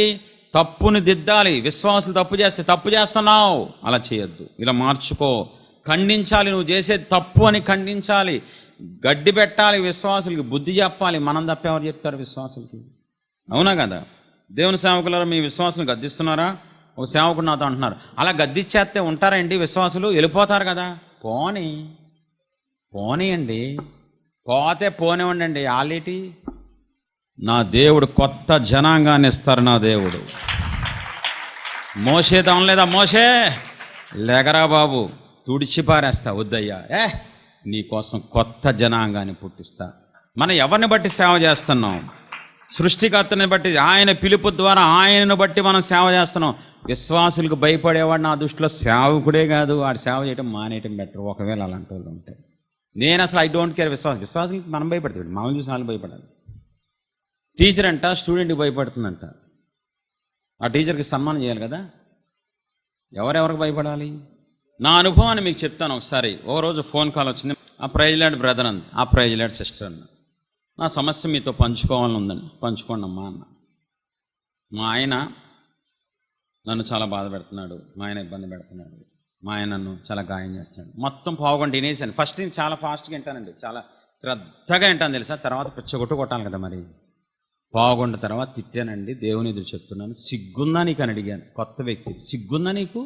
నీ మొగుడు గురించి వేరే వ్యక్తికి చెడ్డగా చెప్తున్నావే. నీదొక ప్రేమ, నీదొక పరిచర్య, నీదొక సేవ. ప్రేమ దోషాల్ని కప్పిద్దండి. భర్త గురించి ఇద్దరు ఏకమై ఉన్నారు బైబిల్ ప్రకారం, భార్యాభర్తలు. ఒకళ్ళు భర్తను వేరు చేసి నేను ఎవడో తెలీదు, నాకు చెప్తుంది నా మొగుడు డాష్, నా మొగుడు మంచోడు కాదు. మరి నువ్వు మంచిదానివా? నీలో లోపాలు లేవా? ఎవరిలో ఉండవు లోపాలు భూమి మీద? అంటే మీరు ఏమన్నా అనుకోండి, నేను దేవుని ఆత్మ కలిగి ఆ రోజు మొహమ్మే తిట్టాను. అప్పుడు ఏం జరిగింది నెక్స్ట్ చెప్పరా బాబు, నెక్స్ట్ ఎపిసోడ్ ఇదో సీరియల్ లాగా సాగదీత్తం ఏంటి, నెక్స్ట్ ఏం జరిగింది, ఏం జరిగిద్ది? 4 ఏళ్ళ నుంచి నా దగ్గరే ఉంది. ఒకే మాట అంది, ఒకే మాట. ఇప్పటి వరకు నన్ను పొగిడిన వాళ్ళని చూశాను, ఇప్పటి వరకు నన్ను మెచ్చుకున్న వాళ్ళని చూశాను, నా పరిచర్ని అభినందించిన వాళ్ళని చూసా, స్టేజ్ ఎక్కించిన వాళ్ళని చూసా. ఫస్ట్ టైం నా లైఫ్లో మీలాగా గద్దించిన సేవకుని చూడలేదన్నా. వాళ్ళు కావాలి ఇప్పుడు, తప్పుని తప్పుగా చెప్పేవాళ్ళు కావాలి. చస్తే చచ్చిపోతామండి, చచ్చిపోతాం, వెళ్ళిపోతాం హతసాక్షులైపోయి. ఈ బాధ ఇలాంటి వ్యక్తులను భరించేదానికంటే చక్కగా హతసాక్షులైపోయిన పరలోకం వెళ్ళిపోయి చక్కగా స్పెషల్ కేటగిరీలోకి వెళ్ళిపోదాం. నేను రెడీగా ఉన్న ఏ టైం అయినా ఏ క్షణమైనా దేవుడు గనక హతసాక్షి అయిపోయిన హ్యాపీగా వెళ్ళిపోతారు. దేవునికి ఏ మహిమ కలుగుగాక. కాబట్టి మీ అందరికి ఒక డౌట్ రావచ్చు, వీడు బయట వాడినే ఉతికారేస్తే ఇంకా విశ్వాసం ఎలా ఉతికారేస్తాడో. మా మెంబరు ఒకరోజు ఫోన్లో మాట్లాడుతూ చెప్పా, అమ్మా దేవుడు నాకు చెప్తున్నారు, మీ ఆయన్ని కాలు పట్టుకుని క్షమాపణ. ఆయన పేరు ఎత్తద్దు, ఏమైంది ఎప్పుడుదా బాగానే ఉన్నావు కదా, నీకు ఏమైంది, కొంప తీసేమన్నా పొలం వచ్చిందా నీకు అన్నా. ఎవరికైనా చెప్తాను కానీ మా మొగుడు చెప్పను. అదేంటి ఎవరికైనా చెప్పడం ఏంటి, మొగుడే కదా, నీ మొగుడే కదా, నీ ఏమన్నా నీ మొగుడు కాలు పట్టుకుని క్షమాపణ చెప్పు, బాగుంటుంది కదా, ఇద్దరు సమాధానం. నీకు తెలియదు ఏం చేశాడో, నాకు తెలియపోయినా దేవుడు చెప్తున్నారు, నోరు మూసుకుని చెప్పు. చెప్పలేదండి బాబు, 2 రోజుల పాటు చెప్తావా చెప్పవా, ఏదైనా చేస్తాం, కావాలంటే ₹1,00,000 కానికిస్తానని ఆ మినిస్ట్రీ మందిరానికి. నేను మాత్రం మొగుడు కాలు పట్టుకుని, ఆడి కాలు నేను పట్టుకునేది ఏంటి సెండలంటే. అలా కాదమ్మా, ఇప్పుడు ఒకసారి ఆలోచించు, పెళ్ళి అయింది, మీ ఇద్దరికి ప్రమాణాలు చేసుకున్నారు, నువ్వు కరెక్ట్గా ఉన్నావా, నీ మొగుడు నేను ఒప్పుకుంటా, మా ఆయన తప్పులు చేస్తా, ఓకే నేను ఒప్పుకుంటా. ఎవడు నీతిమంతుడు భూమి మీద, ఎవడు పరిపూర్ణుడు? ఇంకా అందరూ ఎవరికి ఇంకా పరిపూర్ణత రాలా, కొద్ది కొద్దిగా నేర్చుకుంటున్నారు, మార్చుకుంటున్నారు కదా. ఇప్పుడు 2 రోజుల తర్వాత సరే అని ఏడుతున్నావు కదా, క్షమాపణ చెప్పు అంటే మొత్తం మీద 2 రోజుల తర్వాత క్షమాపణ చెప్పింది. మనస్ఫూర్తి ఎప్పుడైతే క్షమాపణ చెప్పిందో దేవుడు ఆత్మకార్యం జరిగించారండి. గద్దించాను నేను, మా విశ్వాసం గద్దించి బుద్ధి చెప్పి తప్పు మొగుడిని తక్కువ చేసి మాట్లాడు. దేవుడు ఊరుకోరు, వాక్యం ఒప్పుకోవట్లేదు. భర్తని గౌరవించాలి, భర్తని ప్రేమించాలి, లోబడాలి. చివరికి మా మెంబర్లకు తెలుసా, భర్తని డూ అన్న పిచ్చగొట్టు కొడతా నేను. డూ అంటే ఏంటి, లేటెస్ట్ ట్రెండ్ అన్నయ్య, ఇది పోయే కాలం ట్రెండ్, అది దాని పేరే పోయే కాలం. మనకి లోకానికి సంబంధం ఏంటండి, లోకస్తులు ఫ్రెండ్స్ అనుకుంటారు. ఏరా ఒరే రమేష్ డబ్బులు తీసురా, ఏమ్మా ఎవడాడు, మీ పనోడా? కాదండి మన మొగుడు. మొగుడా? నేను బైబిల్ పట్టుకుని చెప్తాను, అబద్ధం. దేవుడి సన్నిధిలో ఒక గ్రామం ఉంది, ఆ పేరు అడగద్దు, ఊరు అడగద్దు, ఫీల్ అవుతారు కాబట్టి. ఆ గ్రామంలో అంటే అందరూ భర్తలను కొడతారంటండి, భర్తలను కొడతారా. ఫస్ట్ టైం సేవలో ఆ మాట విన్నప్పుడు నా చెవులు చాలాసేపు గుయ్యి నేను సరిగ్గా ఏం లేదు. అమ్మ మళ్ళీ చెప్పోసారి, భార్యలను కొడతారు కదా. కాదనే బాబా, భర్తలను కొడతారో. భర్తలను కొట్టడం ఏంటమ్మా, నేను మా నాన్నగారు కొడితే మా అమ్మగారు తన్నులు తింటాం చూశాను, కానీ ఎప్పుడు నేను మా అమ్మగారు చెయ్యెత్తిన పాపను కూడా పోలేదు. ఇదేంటమ్మా అంటే, నేను మా అత్తగారి దగ్గర నేర్చుకున్న, మా మామగారిని కొడుతున్నప్పుడు చూశాను నేను. నిజంగా చెప్తున్నా అండి బాబు, ఇది నిజంగా జరిగింది, ఏదో కల్పించప్పట్లేదు. అలాంటి కల్చర్ మనకి ఎందుకండి, మనం దేవుని పిల్లలం, మనం క్రీస్తు స్వారూప్యం. రేపొద్దున మనం పరలోకం వెళ్ళాలి, లోకంతో మనకేం సంబంధం? లోకంలో మొగుడిని వరే అంటారో లేకపోతే ఇంకేమంటే మనకెందుకు అది? మనం ప్రత్యేకించబడిన వాళ్ళం, మనం దేవుని పిల్లలం, మనం దేవుని సొత్తు. మనకు వాక్యం ఉంది, మనకు ఒక నియమం ఉంది, మనం రేపొద్దున అది అప్పచెప్పాలి తీర్పు దినాన. ఎప్పుడైతే అలా చెప్పానో, పెళ్ళి అప్పటికి ఎంతకాలం అయిందమ్మా, 14 ఏళ్ళు అయింది. వాళ్ళ ఇంట్లో ఇద్దరు టామ్ అండ్ జెర్రీ, వీళ్ళిద్దరిని చూసి పిల్లలు చచ్చినా పెళ్లి చేసుకోకూడదు చెల్లి, ఎందుకురా అన్నయ్య, ఏంటి ఇది ఇలా పొడిచేస్తారేంటి అనుకునే వాళ్ళు కాస్త గద్దింపు ద్వారా నినివే పట్టణస్థులకి వెళ్ళి గద్దించడం వల్ల, ప్రకటన చేయడం వల్ల మారు మనసు పొందారు. ఈ చెల్లి కూడా మారు మనసు పొంది తన భర్తని, ఇక్కడే ఉన్నారు అలా ఆయన లగాలి, వీళ్ళిద్దరు భార్యాభర్తలు చక్కగా ఆ రోజు నుంచి కొన్ని సంవత్సరాలుగా సంతోషంగా ఉంటూ సమాధానం కలిగి మంచి కుటుంబంగా, మాకు దైవజనుడిగా నాకెంతో సహకరిస్తూ కుటుంబం అంతా చాలా ప్రేమగా ఉంటున్నారు. కానీ దానికి మూలానికి వెళ్తే గద్దింపు సరిచేయటం వల్ల చాలా సంతోషంగా ఉన్నామని. ప్రేమ స్వరూప్ నుంచి వచ్చిన తర్వాతనే చాలా సంతోషం. అంతకుముందు లేదంటే ప్రతిరోజు మనం చెప్పాలి స్టేట్మెంట్. మినిస్ట్రీలోకి రాకముందు మా ఇంట్లో ఎప్పుడు అసమాధానం, గొడవలు, అల్లరి, నరకం ఎలా ఉంటుందో నా కుటుంబంలో ఉండేది. ప్లస్ నా పిల్లలు కూడా సేమ్ అలా ఉండేవాళ్ళు, ఎప్పుడు గొడవ పడుకుంటూ సమాధానం లేకుండా ప్రేమ లేకుండా ఉండేది. ఎప్పుడైతే నాకు అన్నయ్య ద్వారా గద్దింపు వచ్చిందో పరలోకం ఎలా ఉంటుందో నాకైతే తెలియదండి. నా కుటుంబంలో ఇప్పుడు నేను ప్రతిరోజు ప్రతి క్షణం చిన్న పరలోకాన్ని అనుభవిస్తున్నాను. దేవునికి మహిమ కలుగును గాక. అమ్మా దేవుని ఎదురు చెప్పు, మీ ఆయన డూ అంటే ఎవరినైనా మన మెంబర్లు డూ అంటే ఊరుకుంటానా భర్తని? అస్సలు ఊరుకోరు. నువ్వు చెప్పావు కదా నాకు పెళ్ళిలో, నువ్వేంటి అసలు భర్త పెద్దోడా చిన్నోడా? మరి పెద్దల్ని గౌరవించాలి కదండి. భర్త శిరస్సు అయి ఉన్నాడు, భర్తని ప్రేమించాలి, గౌరవించాలి. ఇవి కూడా నేర్పిస్తున్నాను దైవం. ఏం చేస్తాం, అలా నేర్పించాల్సిన పరిస్థితి వచ్చేసింది. ఎందుకని అమ్మ నేర్పించింది, అమ్మే మొగుడిని కొడతా ఉంటుంది, ఇంకా కూతురికి ఏం నేర్పిస్తుంది? కాబట్టి గద్దింపు అవసరం. సరి చేయాలి, సరి చేసే వాళ్ళు ఉండాలి. ఈ రోజుల్లో తప్పుని దిద్దే వాళ్ళు ఉండాలి, తప్పుని తప్పు అని చెప్పాలి, నీతి యందు శిక్ష వేసే సేవకులు ఉంటాం. అది మనకెంతైనా ఆశీర్వాదం. ఒక బోధ కంప్లీట్ అయిపోయింది. రెండో బోధలోకి వెళ్ళే ముందు, మీరు నిజంగా మీరు సేవకుల విశ్వాసం నాకు అనవసరం. మీరు గద్దింపుని ఇష్టపడుతున్నారా? ఎవరైనా మిమ్మల్ని సరి చేస్తుంటే మీకు ఇష్టంగా ఉందా, కష్టంగా ఉందా? మీ మనస్సాక్షిని నాకు చెప్పొద్దు, ఎందుకంటే పచ్చి అబద్ధాలు ఆడతారు. మీ మనస్సాక్షిని అడగండి. ఎవరైనా మిమ్మల్ని గద్దిస్తుంటే, ఎవరైనా మిమ్మల్ని తప్పు అని చెప్తుంటే, ఇదిగో ఇలా ఉండొద్దు, ఇలా మాట్లాడద్దు, ఇలాంటి డ్రెస్సులు వేయొద్దు, ఇలా అనకూడదు నువ్వు అన్నప్పుడు మీరు ఎలా తీసుకుంటున్నారు? దేవుడు అది చూస్తారు. ఇందాక మనం ప్రకటనలో చూసాం, మూలవాక్యంలో, హృదయమును అంతరింద్రియములను పరీక్షించే దేవుడు వాని క్రియలను బట్టి ప్రతిఫలం ఇస్తారంట. నువ్వు కనుక గద్దింపును స్వీకరిస్తే, గద్దింపుని ఇష్టపడితే, గద్దించే వాళ్ళని కోరుకుంటే అంచెలంచెలుగా అభివృద్ధి ఆశీర్వాదం చూస్తావు.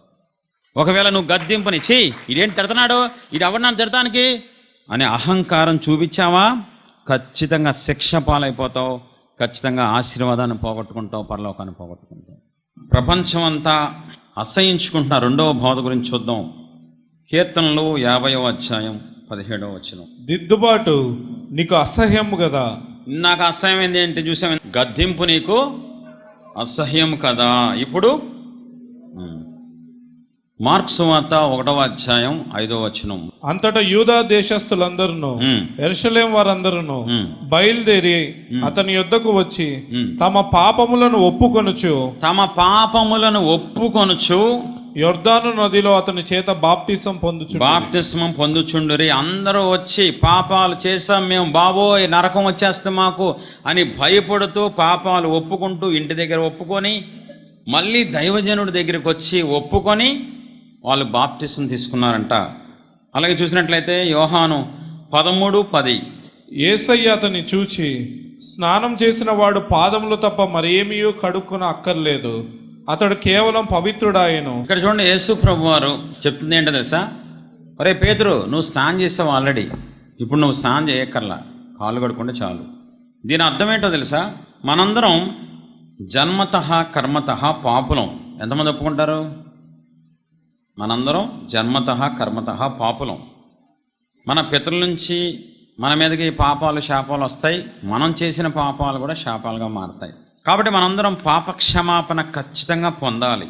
పేతురు అంటాడు అపోస్తుల కార్యంలో, మీరు మారు మనస్సు పొంది పాపక్షమాపణ నిమిత్తము బాప్తిసం పొంది ఆ తర్వాత మళ్ళీ జర్నీ మొదలవుద్ది. 2 భాగాలుగా చూద్దాం.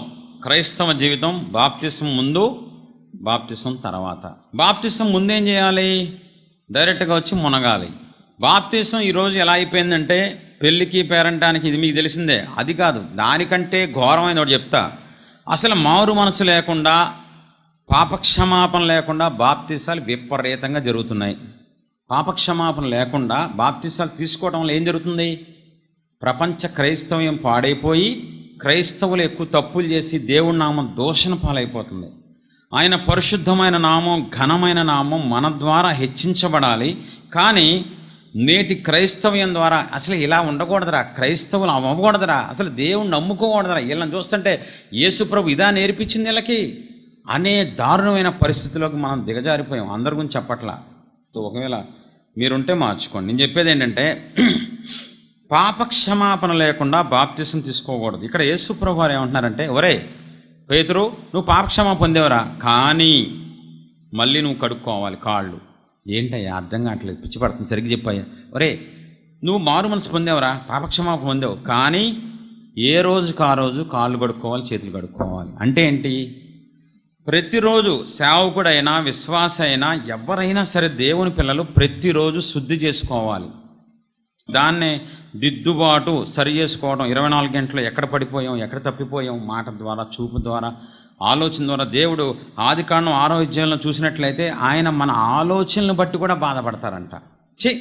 అనవసరంగా చేశాను రా మనుషులు అని హృదయంలో సంతాపపడ్డారు, నొచ్చుకున్నారంట దేవుడు. అంటే మనల్ని దేవుడు ఎంత పర్ఫెక్ట్గా కోరుకుంటున్నారంటే, మనం మాటలో కాదు, క్రియలో కాదు, ఆలోచనలో కూడా తప్పిపోకూడదు నా పిల్లలు. అంత మంచి దేవుని మనం కలిగి ఉన్నాం. నేను పరిశుద్ధుడై ఉన్న ప్రకారం మీరును పరిశుద్ధులుగా ఉండాలి. నేను నీతిమంతుడై ఉన్న ప్రకారం మీరును నీతిమంతులు.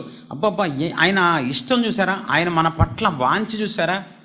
నా పిల్లలు పరిశుద్ధులుగా ఉండాలి, నా పిల్లలు నీతిమంతులుగా ఉండాలి, నా పిల్లలు నాకు మళ్ళీ యథార్థమంతులుగా ఉండాలి.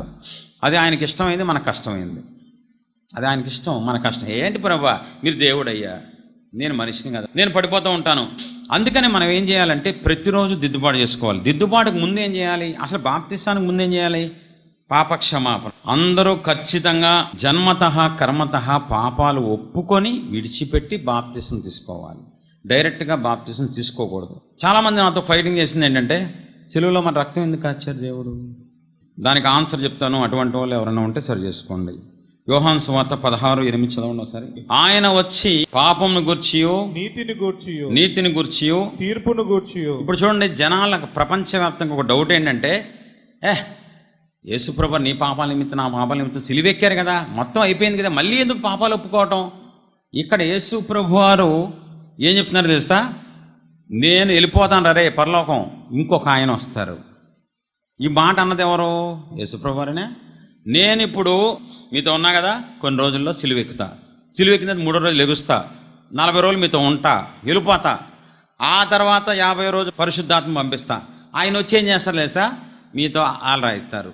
మరి ఇప్పుడు నేను అడిగే ప్రశ్న, ప్రపంచవ్యాప్తంగా ఎవరైతే అక్కర్లేదు, పాపాలు ఒప్పుకోవాల్సిన అక్కర్లేదు అనే వాళ్ళకి నేను చెప్పేది ఏంటంటే, మరి యేసు ప్రభువారే స్వయంగా నేను వెళ్ళి నేను రక్తం చిందించిన తర్వాత, లేచిన తర్వాత వస్తారే ఒక ఆయన పరిశుద్ధాత్మ దేవుడు, ఆయన వచ్చి పాపాలు ఒప్పించడం ఎందుకు, ఇంకా ఆటోమేటిక్గా పోవాలిగా. అది భ్రమ. సాతానుగాడు చాలా కుయుక్తి కలిగినోడు. అవ్వని ఎలా పడగొట్టాలో అలాగే పడగొట్టాడు. ఎవరి దగ్గర ఎక్కువ టైం స్పెండ్ చేయడాడు పడగొడటానికి. చాలా ఈజీగా స్ట్రైట్ ఫార్వర్డ్గా ఇది నిజమా అంటాడు, పడిపోయిందంటే అవ్వ. కాబట్టి చాలా కుయుక్తి కలిగినోడు, పెద్ద పెద్ద భక్తులను పడగొట్టేశాడు. ఇప్పుడు ఏం చేస్తున్నాడు తెలుసా, భ్రమపరిచే ఒక ఆత్మని, ఎవరే ఇట్రా చెప్పండి సాతాను గారు, నువ్వు ప్రపంచవ్యాప్తంగా క్రైస్తవుల్ని భ్రమలో తీసుకెళ్ళిపో. నేను చెప్పిన చేస్తాం అలాగే గారు. అందరూ భ్రమేనండి, 90% మాత్రం. ఒప్పుకోక్కర్లేదు. ఒప్పుకోకపోతే మరి బైబిల్లో ఎందుకు ఇంకో మాట చూపిస్తాను చూడండి మీకు. 1 యోహాను 1:9 చూడండి. మన పాపములను మనం ఒప్పుకొన్నెడల ఆయన నమ్మదగిన వాడును నీతిమంతుడును గనుక ఆయన మన పాపములను క్షమించి సమస్త దుర్నీతి నుండి. మరి ఇప్పుడు అపోస్తల కార్యం అయిపోయింది, యేసుప్రభు వారు వెళ్ళిపోయారు కదా, పునరుద్ధరణ. మళ్ళీ యోహాను కొత్తగా మన పాపాలు మనం ఒప్పుకోవాలి, మనం ఒప్పుకుంటే ఆయన కడుగుతారు అంటారేంటి. సరే, ఇంకో మాట యాకోబు 5:16 చదవండి. మీ పాపములను ఒకనితోనొకడు ఒప్పుకొనుడి. దేవుడి దగ్గర ఒప్పుకోవాలంట, ఒకరికొకరు ఒప్పుకోవాలంట. మరి ఇదేంటండి బోధ? మరి బైబిల్లో ఉంది కదండి, పాపాలు లేవు, గేపాలు లేవు, పాపాలు ఒప్పుకోవడం ఎందుకు? ఇంకా ఎందుకు యేసుప్రభు వారు సిలువెక్కింది అంటే, యేసుప్రభు వారు సిలువెక్కింది నువ్వు పాపాలు ఒప్పుకోవద్దని కాదు, పాపాలకి శిక్ష రాకుండా కాపాడారు. ఒప్పుకోవాల్సిన బాధ్యత మన మీద ఉంది. చాలా జాగ్రత్తగా అర్థం చేసుకోవాలి. మనందరం ఖచ్చితంగా పాప క్షమాపణ పొందాలి. పొందకపోతే దేవుళ్ళో నిలబడలేము. పాపక్షమాపణ లేకుండా ఏ వ్యక్తి క్రైస్తవంలో కరెక్ట్గా ఉండలేడు, పరిచర్యలో కరెక్ట్గా ఉండలేడు. పడిపోతాడు, దిగజారిపోతాడు, మళ్ళీ వెనకటి పాపాలకు వెళ్ళిపోతాడు. మీకు అర్థమైందా? దావీదు దివారాత్రులు కన్నీరు కార్చాడు కాబట్టి మళ్ళీ జీవితంలో బెత్షెబా విషయంలో తప్ప ఎప్పుడూ పాపం చేయలేదంట. మీలో దమ్మున్నోళ్ళు మీకు సన్మానం చేస్తా, గిఫ్ట్ ఇస్తా. నేను చేసిన పాపం మళ్ళీ చెయ్యట్లేదు అన్నయ్య, దైవజనుడా అన్ని స్టేజ్ మీద రండి, సాష్టాంగం పడిపోతాం. మీకు చేసిన పాపాన్ని మళ్ళీ లైఫ్లో మళ్ళీ చెయ్యట్లా, అబద్ధాలు మళ్ళీ జీవితంలో మళ్ళీ ఆడట్లేదని. నేను ఒకసారి దేవుడు చెప్పేస్తాను, నేను అబద్ధికుడని అయిపోయింది, నా ఆలోచనలు తప్పిపోవట్లేదని చెప్పండి మీలో దమ్ముంటే. నేను మళ్ళీ లైఫ్లో లోకపు ఆశ కానీ లోకపు కోరిక నాలో లేదని, perfect, I'm clean and green అని చెప్పండి. సేవకులకు మాకే ఉండదు ఆ ధైర్యం, మాకే ఉండదు. పెద్ద పెద్ద సేవకులే చెప్తున్నారు, మేము పడిపోతాం అప్పుడప్పుడు ఆలోచనలో. పాపక్షమాపణ నీకు లేదు కాబట్టే ఇంకా సినిమాలు చూస్తున్నావు. పాపక్షమాపణ లేదు కాబట్టి ఇంకా బట్టలు పిచ్చి, బంగారం పిచ్చి, నీ బొంద పిచ్చి, నా బొంద పిచ్చి. ఇంకెందుకండి? దేవుడే మనకు సొంతం అయిపోతే, సర్వశక్తిమంతుడు మనకు తండ్రిగా ఉంటే, రేపు బంగారపు వీధులు మనకుండి, కిరీటాలు వజ్రాలు అన్నీ ఉండగా మనకి ఎందుకు ఈ లోకపు బంగారం? 4 రోజులు చచ్చిపోతే ఆ బంగారం ఎవడో అయిపోద్ది. కరోనాలో చచ్చిపోయిన వాళ్ళ డబ్బు ఎవడో తీసుకెళ్ళిపోయాడండి. ఇంకా నీకు డబ్బు పిచ్చి ఎలా ఉంటుంది? ఎందుకంటే నీకు పాపక్షమాపణ అవ్వలేదు. పాపక్షమాపణ అయితే నువ్వు ఖచ్చితంగా నూతన వ్యక్తిగా మార్చబడతావు. నీ మనసు మారిపోద్ది, నీ వ్యక్తిత్వం అన్నీ మారిపోతాయి. ఇప్పటికీ క్రైస్తవంలో మీరు చెప్పగలరా, నా ఉద్యోగం దేవుని చిత్తం అన్నాయా, నా పెళ్లి దేవుని చిత్తం, నా జీవితం అంతా దేవుని చిత్తమే జరుగుతుందని చెప్పండి. దమ్ముంటే, ధైర్యం ఉంటే. అలా ఉంటే ఎలా ఎందుకుంటారు మీరు? బహుగా ఆశీర్వదించబడేవాళ్ళు, ఇప్పటికి గొప్పగా ప్రపంచ దేశాలకు వెళ్ళిపోయేవాళ్ళు దేవుడు మౌనంగా ఉంచుతారా? ఒక చోట ఉంచుతారా ఆయన? వెళ్ళండి, సర్వ సృష్టికి వెళ్ళి నా సువార్తను ప్రకటించమని ఆయన శిష్యుల్ని పిలిచి ప్రపంచానికి పంపించలేదా? మరి ఎందుకు ఇంకా 10 ఏళ్ళైనా, 20 ఏళ్ళైనా, 30 ఏళ్ళైనా, 40 ఏళ్ళైనా మీటింగ్ వచ్చి అలాగే కూర్చుంటావు కానీ స్టేజ్ ఎందుకు ఎక్కువ? నువ్వు పాపక్షమాపణ లేదు కాబట్టి. అదే నువ్వు పాపక్షమాపణ పొందుకో, దేవుడు నిన్నే, శాపగ్రస్తమైన నిన్నే ఆశీర్వాదంగా మార్చేస్తాడు. నిన్ను పనికిమాలనోడు, పనికిమాలదానా, నువ్వు వేస్ట్, నీ కాలు దరిద్రం అంటున్నారా? నీ కాలునే ప్రపంచం అంతా రా, మా ఏరియా రండి, మా ఊరు రండి, మా ఏరియా రండి, మా దేశానికి రండి అని అడిగేలాగా నా దేవుడు చేస్తారు. నాదే బెస్ట్ ఎగ్జాంపుల్ అండి. మరి నా కుటుంబ సభ్యులు ఉన్నారు, బట్ తప్పదు చెప్పాలి. నిజం చెప్తే దేవుడికి మహిమ వస్తుంది. నా అలాంటి వాళ్ళు ఓదార్చబడతారు. ఇప్పుడు నాకు 44 ఏళ్ళు, నా వయసు అప్పుడు 10 నుంచి 15. ఓ రోజు మా నాన్నగారు, నా కన్న తండ్రి, మా నాన్నగారు రైల్వే ఎంప్లాయీ, సాయంకాలం డ్యూటీ నుంచి వచ్చి మా అమ్మతో చెప్పారు, ఇంకొకసారి వీడి మొహాన్ని నాకు చూపించదని చెప్పు డ్యూటీకి వెళ్ళేటప్పుడు. ఏమైందండి? వీడి మొహం చూశాను, ఏమంటో యాక్సిడెంట్ చేసే వాళ్ళ, ఆడు చచ్చిపోయేవాడు, చచ్చిపోయింటే మన కేసు అయ్యేది అనవసరంగా. మా అమ్మ నా దగ్గరికి వచ్చి, డాడీ చెప్పారు రేపటి నుంచి నీ మొహం అంట చూపించద్దు డ్యూటీకి వెళ్ళేటప్పుడు. మీరు నమ్మండి నమ్మపోండి, కొన్ని సంవత్సరాలు గుండెల్లో ఏడ్చుకున్నానండి. నేనేం చేశానండి? నా మొహం నా కన్న తండ్రి శాపమంటున్నాడు. చిన్న సందు మాకు ఇల్లు, 7:30కి డ్యూటీకి వెళ్తారు జాబ్కి. నేను అప్పుడు కొట్టుకే ఏమైనా వెళ్ళాను అనుకో, వచ్చేటప్పుడు మా డాడీ వస్తున్నారు, ఎక్కడ చూస్తే కొడతారాయన, కోపం ఎక్కువ, ఎదురు రావద్దని చెప్పాను నిన్ను. కొన్ని సంవత్సరాలు నరకం చూశానండి నేను, కొన్ని సంవత్సరాలు. అది అనుభవించిన నాకు తప్ప ఎవరికి తెలియదు. నేను ఏదైనా రోషం కలిగి ఉంటాను, మొహమాటం లేని సేవకుని, ఉన్నది ఉన్నట్టు చెప్పాలి. ఎందుకంటే నాలాంటి వాళ్ళు ఇక్కడ ఉన్నారు, శాపగ్రస్తులు, నలిగిపోతున్న వాళ్ళు ఉన్నారు, ఏడుస్తున్న వాళ్ళు ఉన్నారు. నా దేవుడు నా స్థితిని మార్చినట్టు మిమ్మల్ని కూడా మారుస్తారండి. నన్ను ఆశీర్వదించిన దేవుడు మిమ్మల్ని కూడా ఆశీర్వదిస్తారు. ఆయన శాపాన్ని ఆశీర్వాదంగా మార్చగల దేవుడు అండి, కన్నీటిని నాట్యంగా మార్చగల దేవుడు అండి. అక్కడతో అయిపోలేదండి నా శాపం. అది 15 ఏళ్ళ లోపల శాపం. 20 ఏళ్ళ వయసుల తర్వాత నాకు ఒక పెళ్లి సంబంధం వచ్చింది. క్రిస్టియన్స్ అమ్మాయిని చూడటానికి వెళ్తే అంతా అయిపోయినాయి, బట్టలు కూడా కొనేసుకున్నాం. నెక్స్ట్ డే పొద్దునే మా పాస్టర్ గారు ఫోన్ చేసి, నానా అది నువ్వు బాధపడద్దు నాన్న. ఏమైందన్న? అదే నువ్వేం బాధపడద్దు. ఏమైంది? సంబంధం క్యాన్సిల్. ఏం జరిగింది? నువ్వు వాళ్ళ ఇంట్లోకి వెళ్ళావంట. నెక్స్ట్ డే పెళ్లి కూతురు అన్నయ్య కారు యాక్సిడెంట్ చేశాడంట, నీ కాలు దరిద్రం అంట. చచ్చిపోయానండి ఆ రోజు. ఆడెవడో కారు యాక్సిడెంట్ చేస్తే నాకేం సంబంధం? అసలు క్రైస్తవులు కాలు పెడితే దరిద్రం, కాలు పెడితే శకునం ఏంటండి? దరిద్రంగా కొన్ని సంవత్సరాలు నరకం అండి. ఆ తర్వాత నేను నా అప్పులు తీర్చుకుందామని జాబ్ చేస్తూ రియల్ ఎస్టేట్లో 8 లక్షలు పెట్టానండి. అప్పు చేసి, అప్పు తీర్చుకుందాం పెట్టుబడి పెట్టాను. నా దరిద్రం ఆపోజిట్లో క్యాపిటల్ వచ్చింది. 8 లక్షలు కాస్త 2 సంవత్సరాల తర్వాత వడ్డీ కడితే 6 లక్షలు వచ్చి మిగతా అంతా నష్టం, ఇంకా అప్పులు పాలైపోయానండి. నన్ను మా ఫ్రెండ్స్ అన్న మాట తెలుసా, నీ చెయ్యి దరిద్రం రా, నువ్వు పెట్టావు దరిద్రం. ఓవరాల్గా నా జీవితంలో నా ముఖం దరిద్రం అని నా కన్న తండ్రి ముద్రేశాడు. నా చెయ్యి దరిద్రం అని మా ఫ్రెండ్స్ అన్నారు, నా కాలు దరిద్రం అని ఆత్మీయులు అన్నారు. 35 ఏళ్ళకి సేవకు వచ్చాను, మారు మనసు పొందాను, పాపక్షమాపణ పొంది నా జీవితాన్ని సమర్పించుకున్నాను. ఈరోజు నేనెవరో తెలియకపోయినా నేను రాసిన పుస్తకం 28 లక్షల మంది చదువుకుంటున్నారండి. నా ద్వారా యూట్యూబ్లో వస్తున్న వాక్య సందేశాలు వేల మందిని కదిలిస్తున్నాయండి. నా దేవుడు నన్ను ఆశీర్వదించారు, ఈ ముఖాన్ని ఆశీర్వదించారు, ఈ చేతిని ఆశీర్వదించారు, ఈ కాలుని ఆశీర్వదించారు నా దేవుడు.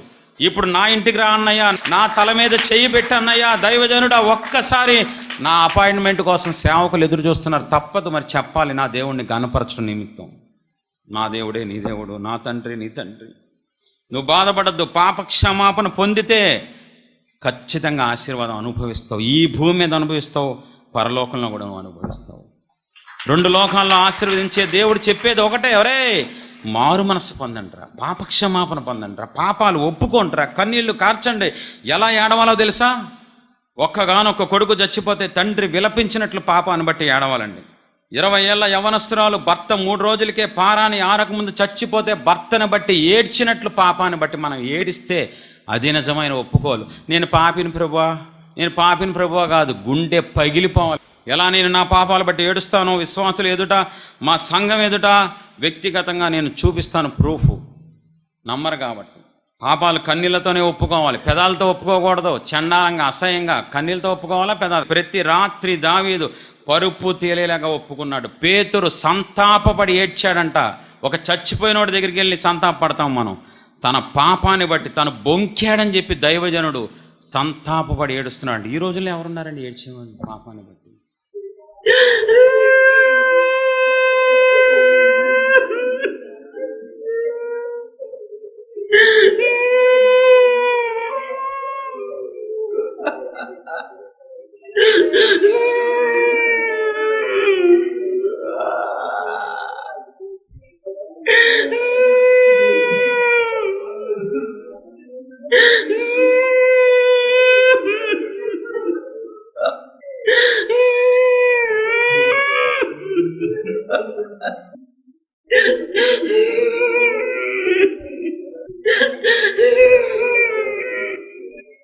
నా తల్లి వదిలేసిందయ్యా నన్ను, నా తండ్రి వదిలేసాడు, పాపం చేశారని నా తోడబుట్టలు అందరూ వదిలేసి నీచంగా చూశారయ్యా.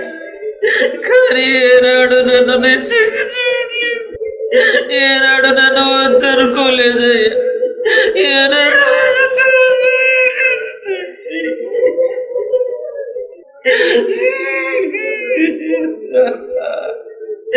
ఎప్పటికీ భరిస్తాడు.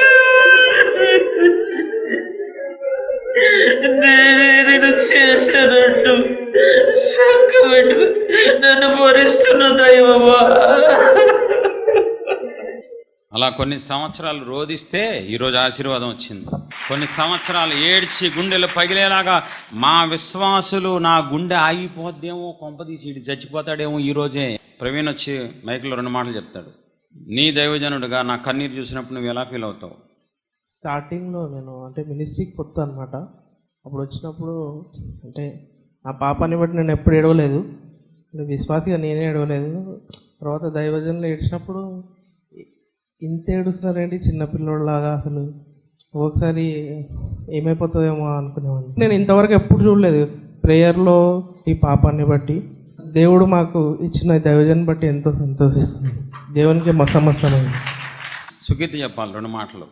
నా కన్నీరు చూసినప్పుడు నీకేమనిపించేది?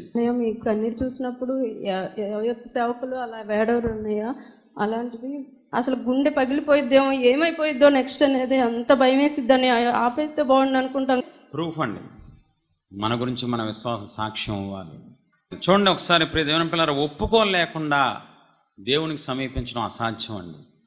పాపక్షమాపణ లేకుండా, పాపాన్ని ఒప్పుకోకుండా అతిక్రమములు దాచిపెట్టువాడు వర్ధిల్లడు, వాటిని ఒప్పుకొని విడిచిపెట్టాలి. ఎలా ఒప్పుకోవాలి? నేను పాపినయ్యా, నేను పాపినయ్యా, నేను పాపినయ్యా, నువ్వు పోతావు అయ్యా, నువ్వు పోతావు అయ్యా, నువ్వు పోతావు. అలా బైబిల్లో నేను పాపిని ఒక లైన్లో ఒప్పేసుకుంటే నాకు ఎక్కడ కనబడలేదండి. మరి బైబిల్లో కొత్త బోధలు ఎలా వచ్చేసినా నాకు అర్థం కాదు. రోజు కడుక్కోవడం కష్టం ప్రజలకి, రోజు ఒప్పుకోవడం కష్టం, గుండెలు పగిలేలాగా ఏడవడం కష్టం. కాబట్టి ఆ బోధన ఇష్టపడట్లా ప్రజలు.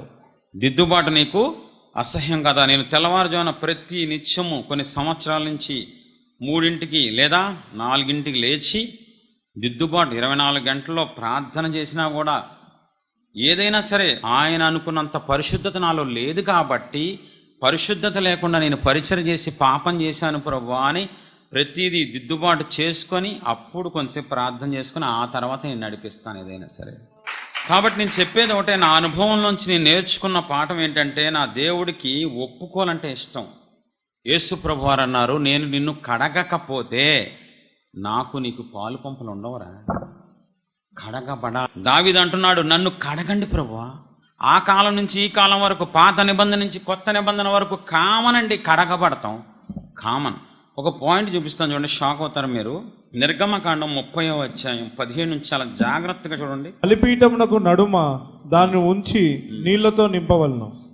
ఆ నీళ్లతో అహరోనును అతని కుమారులను. సరే, మీకు తెలిసిందే కదా, గంగాలం గురించి తెలియదు ఎవరికి ఉందండి ఈ రోజుల్లో? పాత నిబంధనలో ప్రత్యక్ష గుడారంలో దేవుడు చెప్పిన దాంట్లో గంగాలంలో ప్రతి నిత్యము పరిశుద్ధ స్థలంలోకి వెళ్ళాలంటే చేతులు కాళ్ళు శుభ్రంగా కడుక్కొని వెళ్ళాలి. ఎక్కడికి వెళ్ళాలంటే పరిశుద్ధ స్థలానికా అతి పరిశుద్ధ స్థలానికా? పరిశుద్ధ స్థలానికి వెళ్తానికి ఆవరణలో ఉన్న గంగాలంలో కాళ్ళు చేతులు కడుక్కోవాలి కదా. నేను అంటాను, ఇప్పుడు ఆ ప్రత్యక్ష గుడారం మనకు లేదు, బలిపీఠం అవన్నీ లేవు, కానీ మహాపరిశుద్ధుణ్ణి, నీతివంతుణ్ణి, కనీసం పాపాన్ని చూడలేని సహించలేని పరిశుద్ధుణ్ణి నువ్వు కలుసుకోవాలి ప్రతినిత్యం అంటే మడ్డిగా వెళ్ళిపోతావా, అడ్డగోలుగా వెళ్ళిపోతావా నా దేవుణ్ణి కలుసుకుంటానికి అంటున్నాను. మినిమం సెన్స్ కదండి. దావీదు అంటాడు, నా హృదయంలో పాపము చేస్తే కాదు, పాపము లక్ష్యము చేసిన, అబ్బా వాళ్ళు ఎంత బాగా ఎంజాయ్ చేస్తున్నారో లోకంలో అన్నా పాపం చేసినట్టే, నువ్వేం లోకంలో చేయక్కర్లా, బా వాళ్ళు బంగారం దిగేసుకున్నారుగా అన్నా పాపం చేసినట్టే దేవుడి దృష్టిలో. అంత పర్ఫెక్ట్ దేవుడు ఆయన. నువ్వు రోజు మాటల్లో తేడా వచ్చేస్తే, చూపుల్లో తేడా వస్తే, ఆలోచనలో ప్రవర్తనలో తేడా వచ్చేసి నువ్వు దేవుని ప్రభువా పరిశుద్ధుడా నీతిమంతుడు అంటే నీ బతుకు చెడా, నేను పరిశుద్ధుడిని, నన్ను కలుసుకోవాలంటే నువ్వు కడుక్కొని రావాలి నా దగ్గరికి.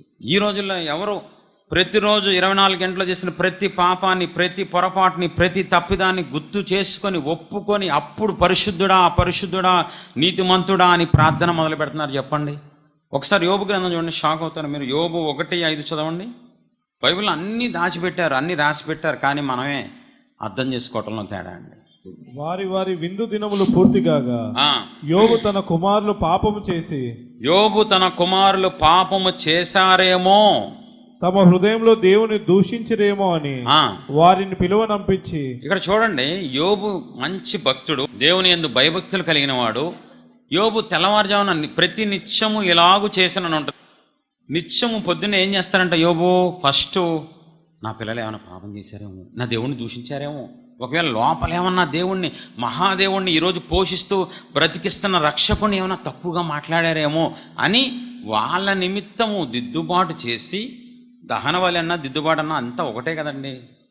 వాళ్ళ నిమిత్తం ప్రభువా నా పిల్లల్ని నన్ను క్షమించండి అయ్యా, నా పిల్లల్ని పొరపాటు చేస్తుంటే నన్ను క్షమించండి అయ్యా, మీ పరిశుద్ధత తగ్గట్టు మాట్లాడకపోతే క్షమించండి అయ్యా అని చేసి తను కూడా దిద్దుబాటు చేసుకొని అప్పుడు ప్రార్థనలోకి వెళ్ళేవాడు. ఈ రోజుల్లో ఎవరున్నారండి దిద్దుబాటు చేసేవాళ్ళు?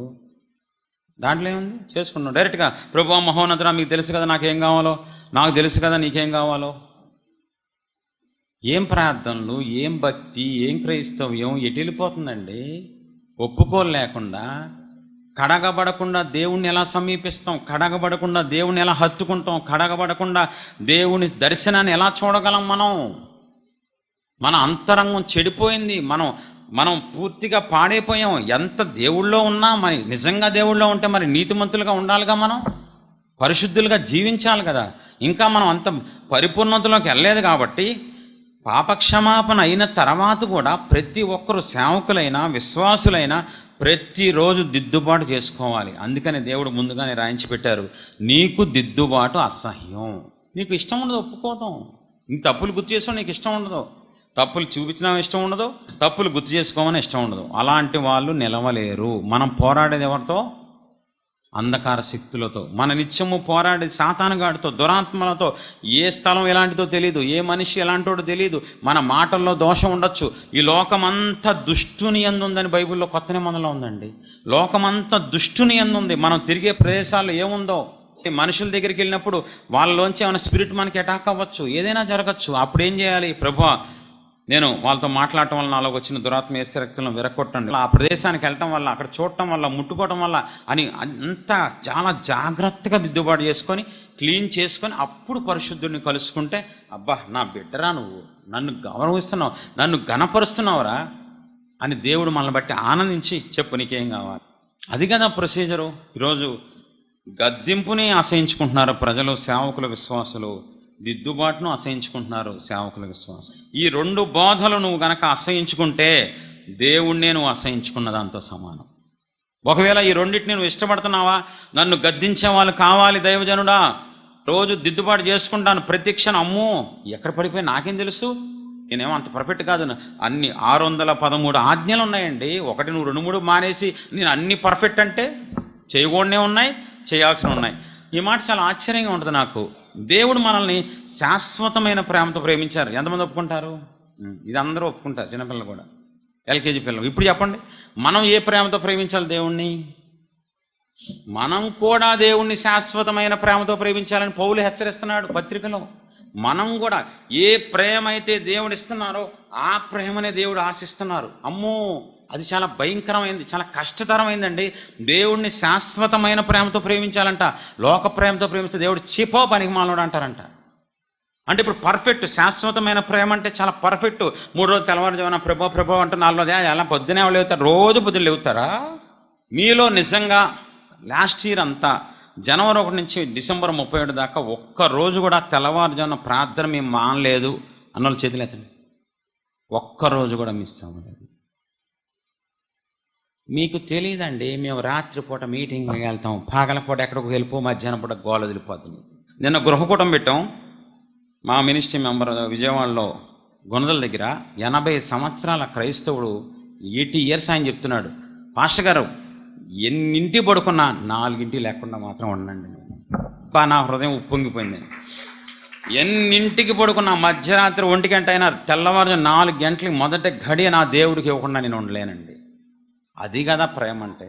దేవుడు మన దగ్గర నుంచి శ్రేష్టమైన కోరుకుంటారు, మనం దేవుడి దగ్గర నుంచి శ్రేష్టమైన కోరుకుంటాం, ఆయన ఇస్తారు. మనం మాత్రం తిరిగి శ్రేష్టమైన సమయాన్ని ఇవ్వట్ల, శ్రేష్టమైన ప్రేమను ఇవ్వట్ల, శ్రేష్టమైన బహుమానం దేవుడికి ఇవ్వట్ల.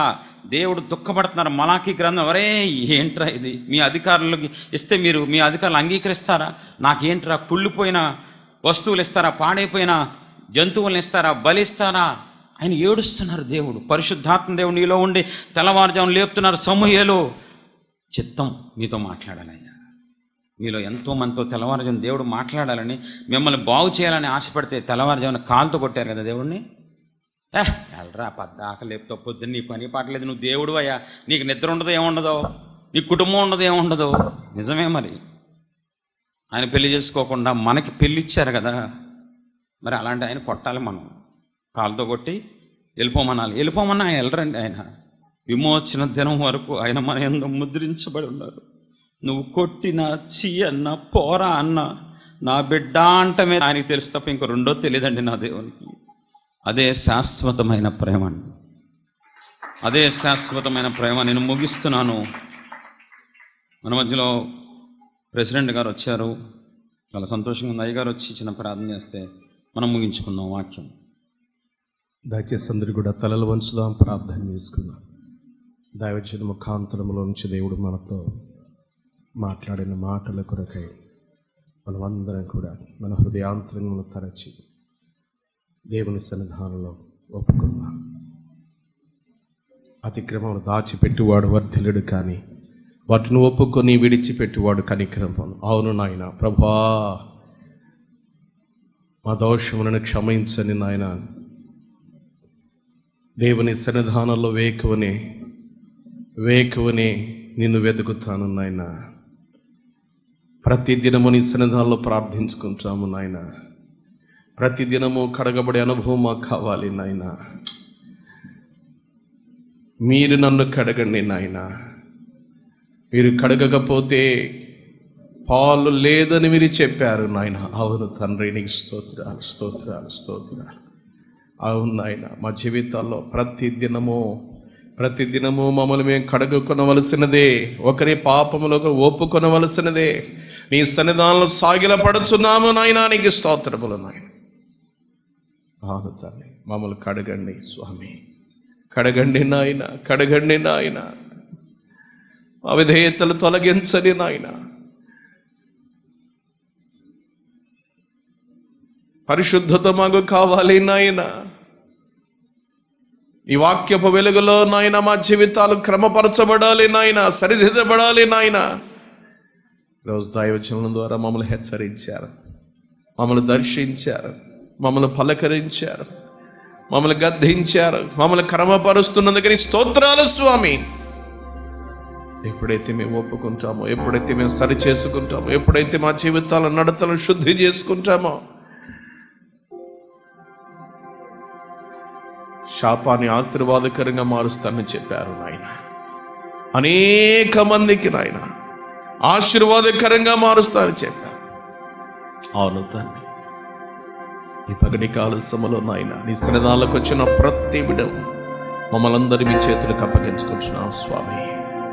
అయ్యా, మమ్మల్ని మేము తగ్గించుకుని నీ పాదములు ఎదురు సాగిలపడుచున్నాము నాయన. కనికరించండి, కనికరించండి, పరిశుద్ధపరచండి. ఇంకనో మాకు పరిశుద్ధత దయచేయండి. మా విధేయతలన్నీ నీ ఎదుట ఒప్పుకుంటున్నాము ప్రభా. రహస్యములను చూచు తండ్రి, మా హృదయాలు, మా అంతరంగాలు, మా తలంపులు, మా ఆలోచనలు, మా మాటలు, అయ్యా మా హృదయ ధ్యానములు, మా నోటి మాటలను మీ దృష్టికి అంగీకారములగును గాక తండ్రి. అలాంటి దైవికమైన జీవితాలు మాకు దయచేయండి. ప్రార్థనా జీవితాలు మాకు దయచేయండి. నీ సన్నిధానంలో ప్రభువా ఒప్పుకునే జీవితాలు మాకు దయచేయండి. క్రమపరచబడిన జీవితాలు మాకు దయచేయండి. నీ సాక్షులుగా, నీకు ఇష్టలుగా, నీకు ప్రియులుగా, నీ చిత్తానుసారంగా నడుచుకునే దైవికమైన జీవితాలు మాకు దయచేయమని వాక్యం అందించిన దైవజనులను, పరిచర్యను, ప్రేమ స్వరూపి మినిస్ట్రీస్ అయ్యా ఇదిగో ఇంకనో ఇంకనో ఇంకనో ఆయన నిండారులుగా దీవించి దైవజనులు చేర్చిన పరిచయం ఇంకా బహు విస్తారంగా ఆయన అభివృద్ధి పరిచి ఆశీర్వదించాలి. మధ్యాహ్న కాలం జరగబోతున్న సెషన్లో కూడా మీరు మాతో కూడా ఉండి నడిపించమని, ఇప్పుడు వచ్చిన దైవ సేవకులను, విశ్వాసులు అందరినీ కూడా పేరు పేరు దీవించి ఆశీర్వదించమని యేసయ్య పుణ్య నామమున వినిగడి వేడుకొని ప్రార్థించుకొనుచున్నాము తండ్రి. ఆమేన్, ఆమేన్.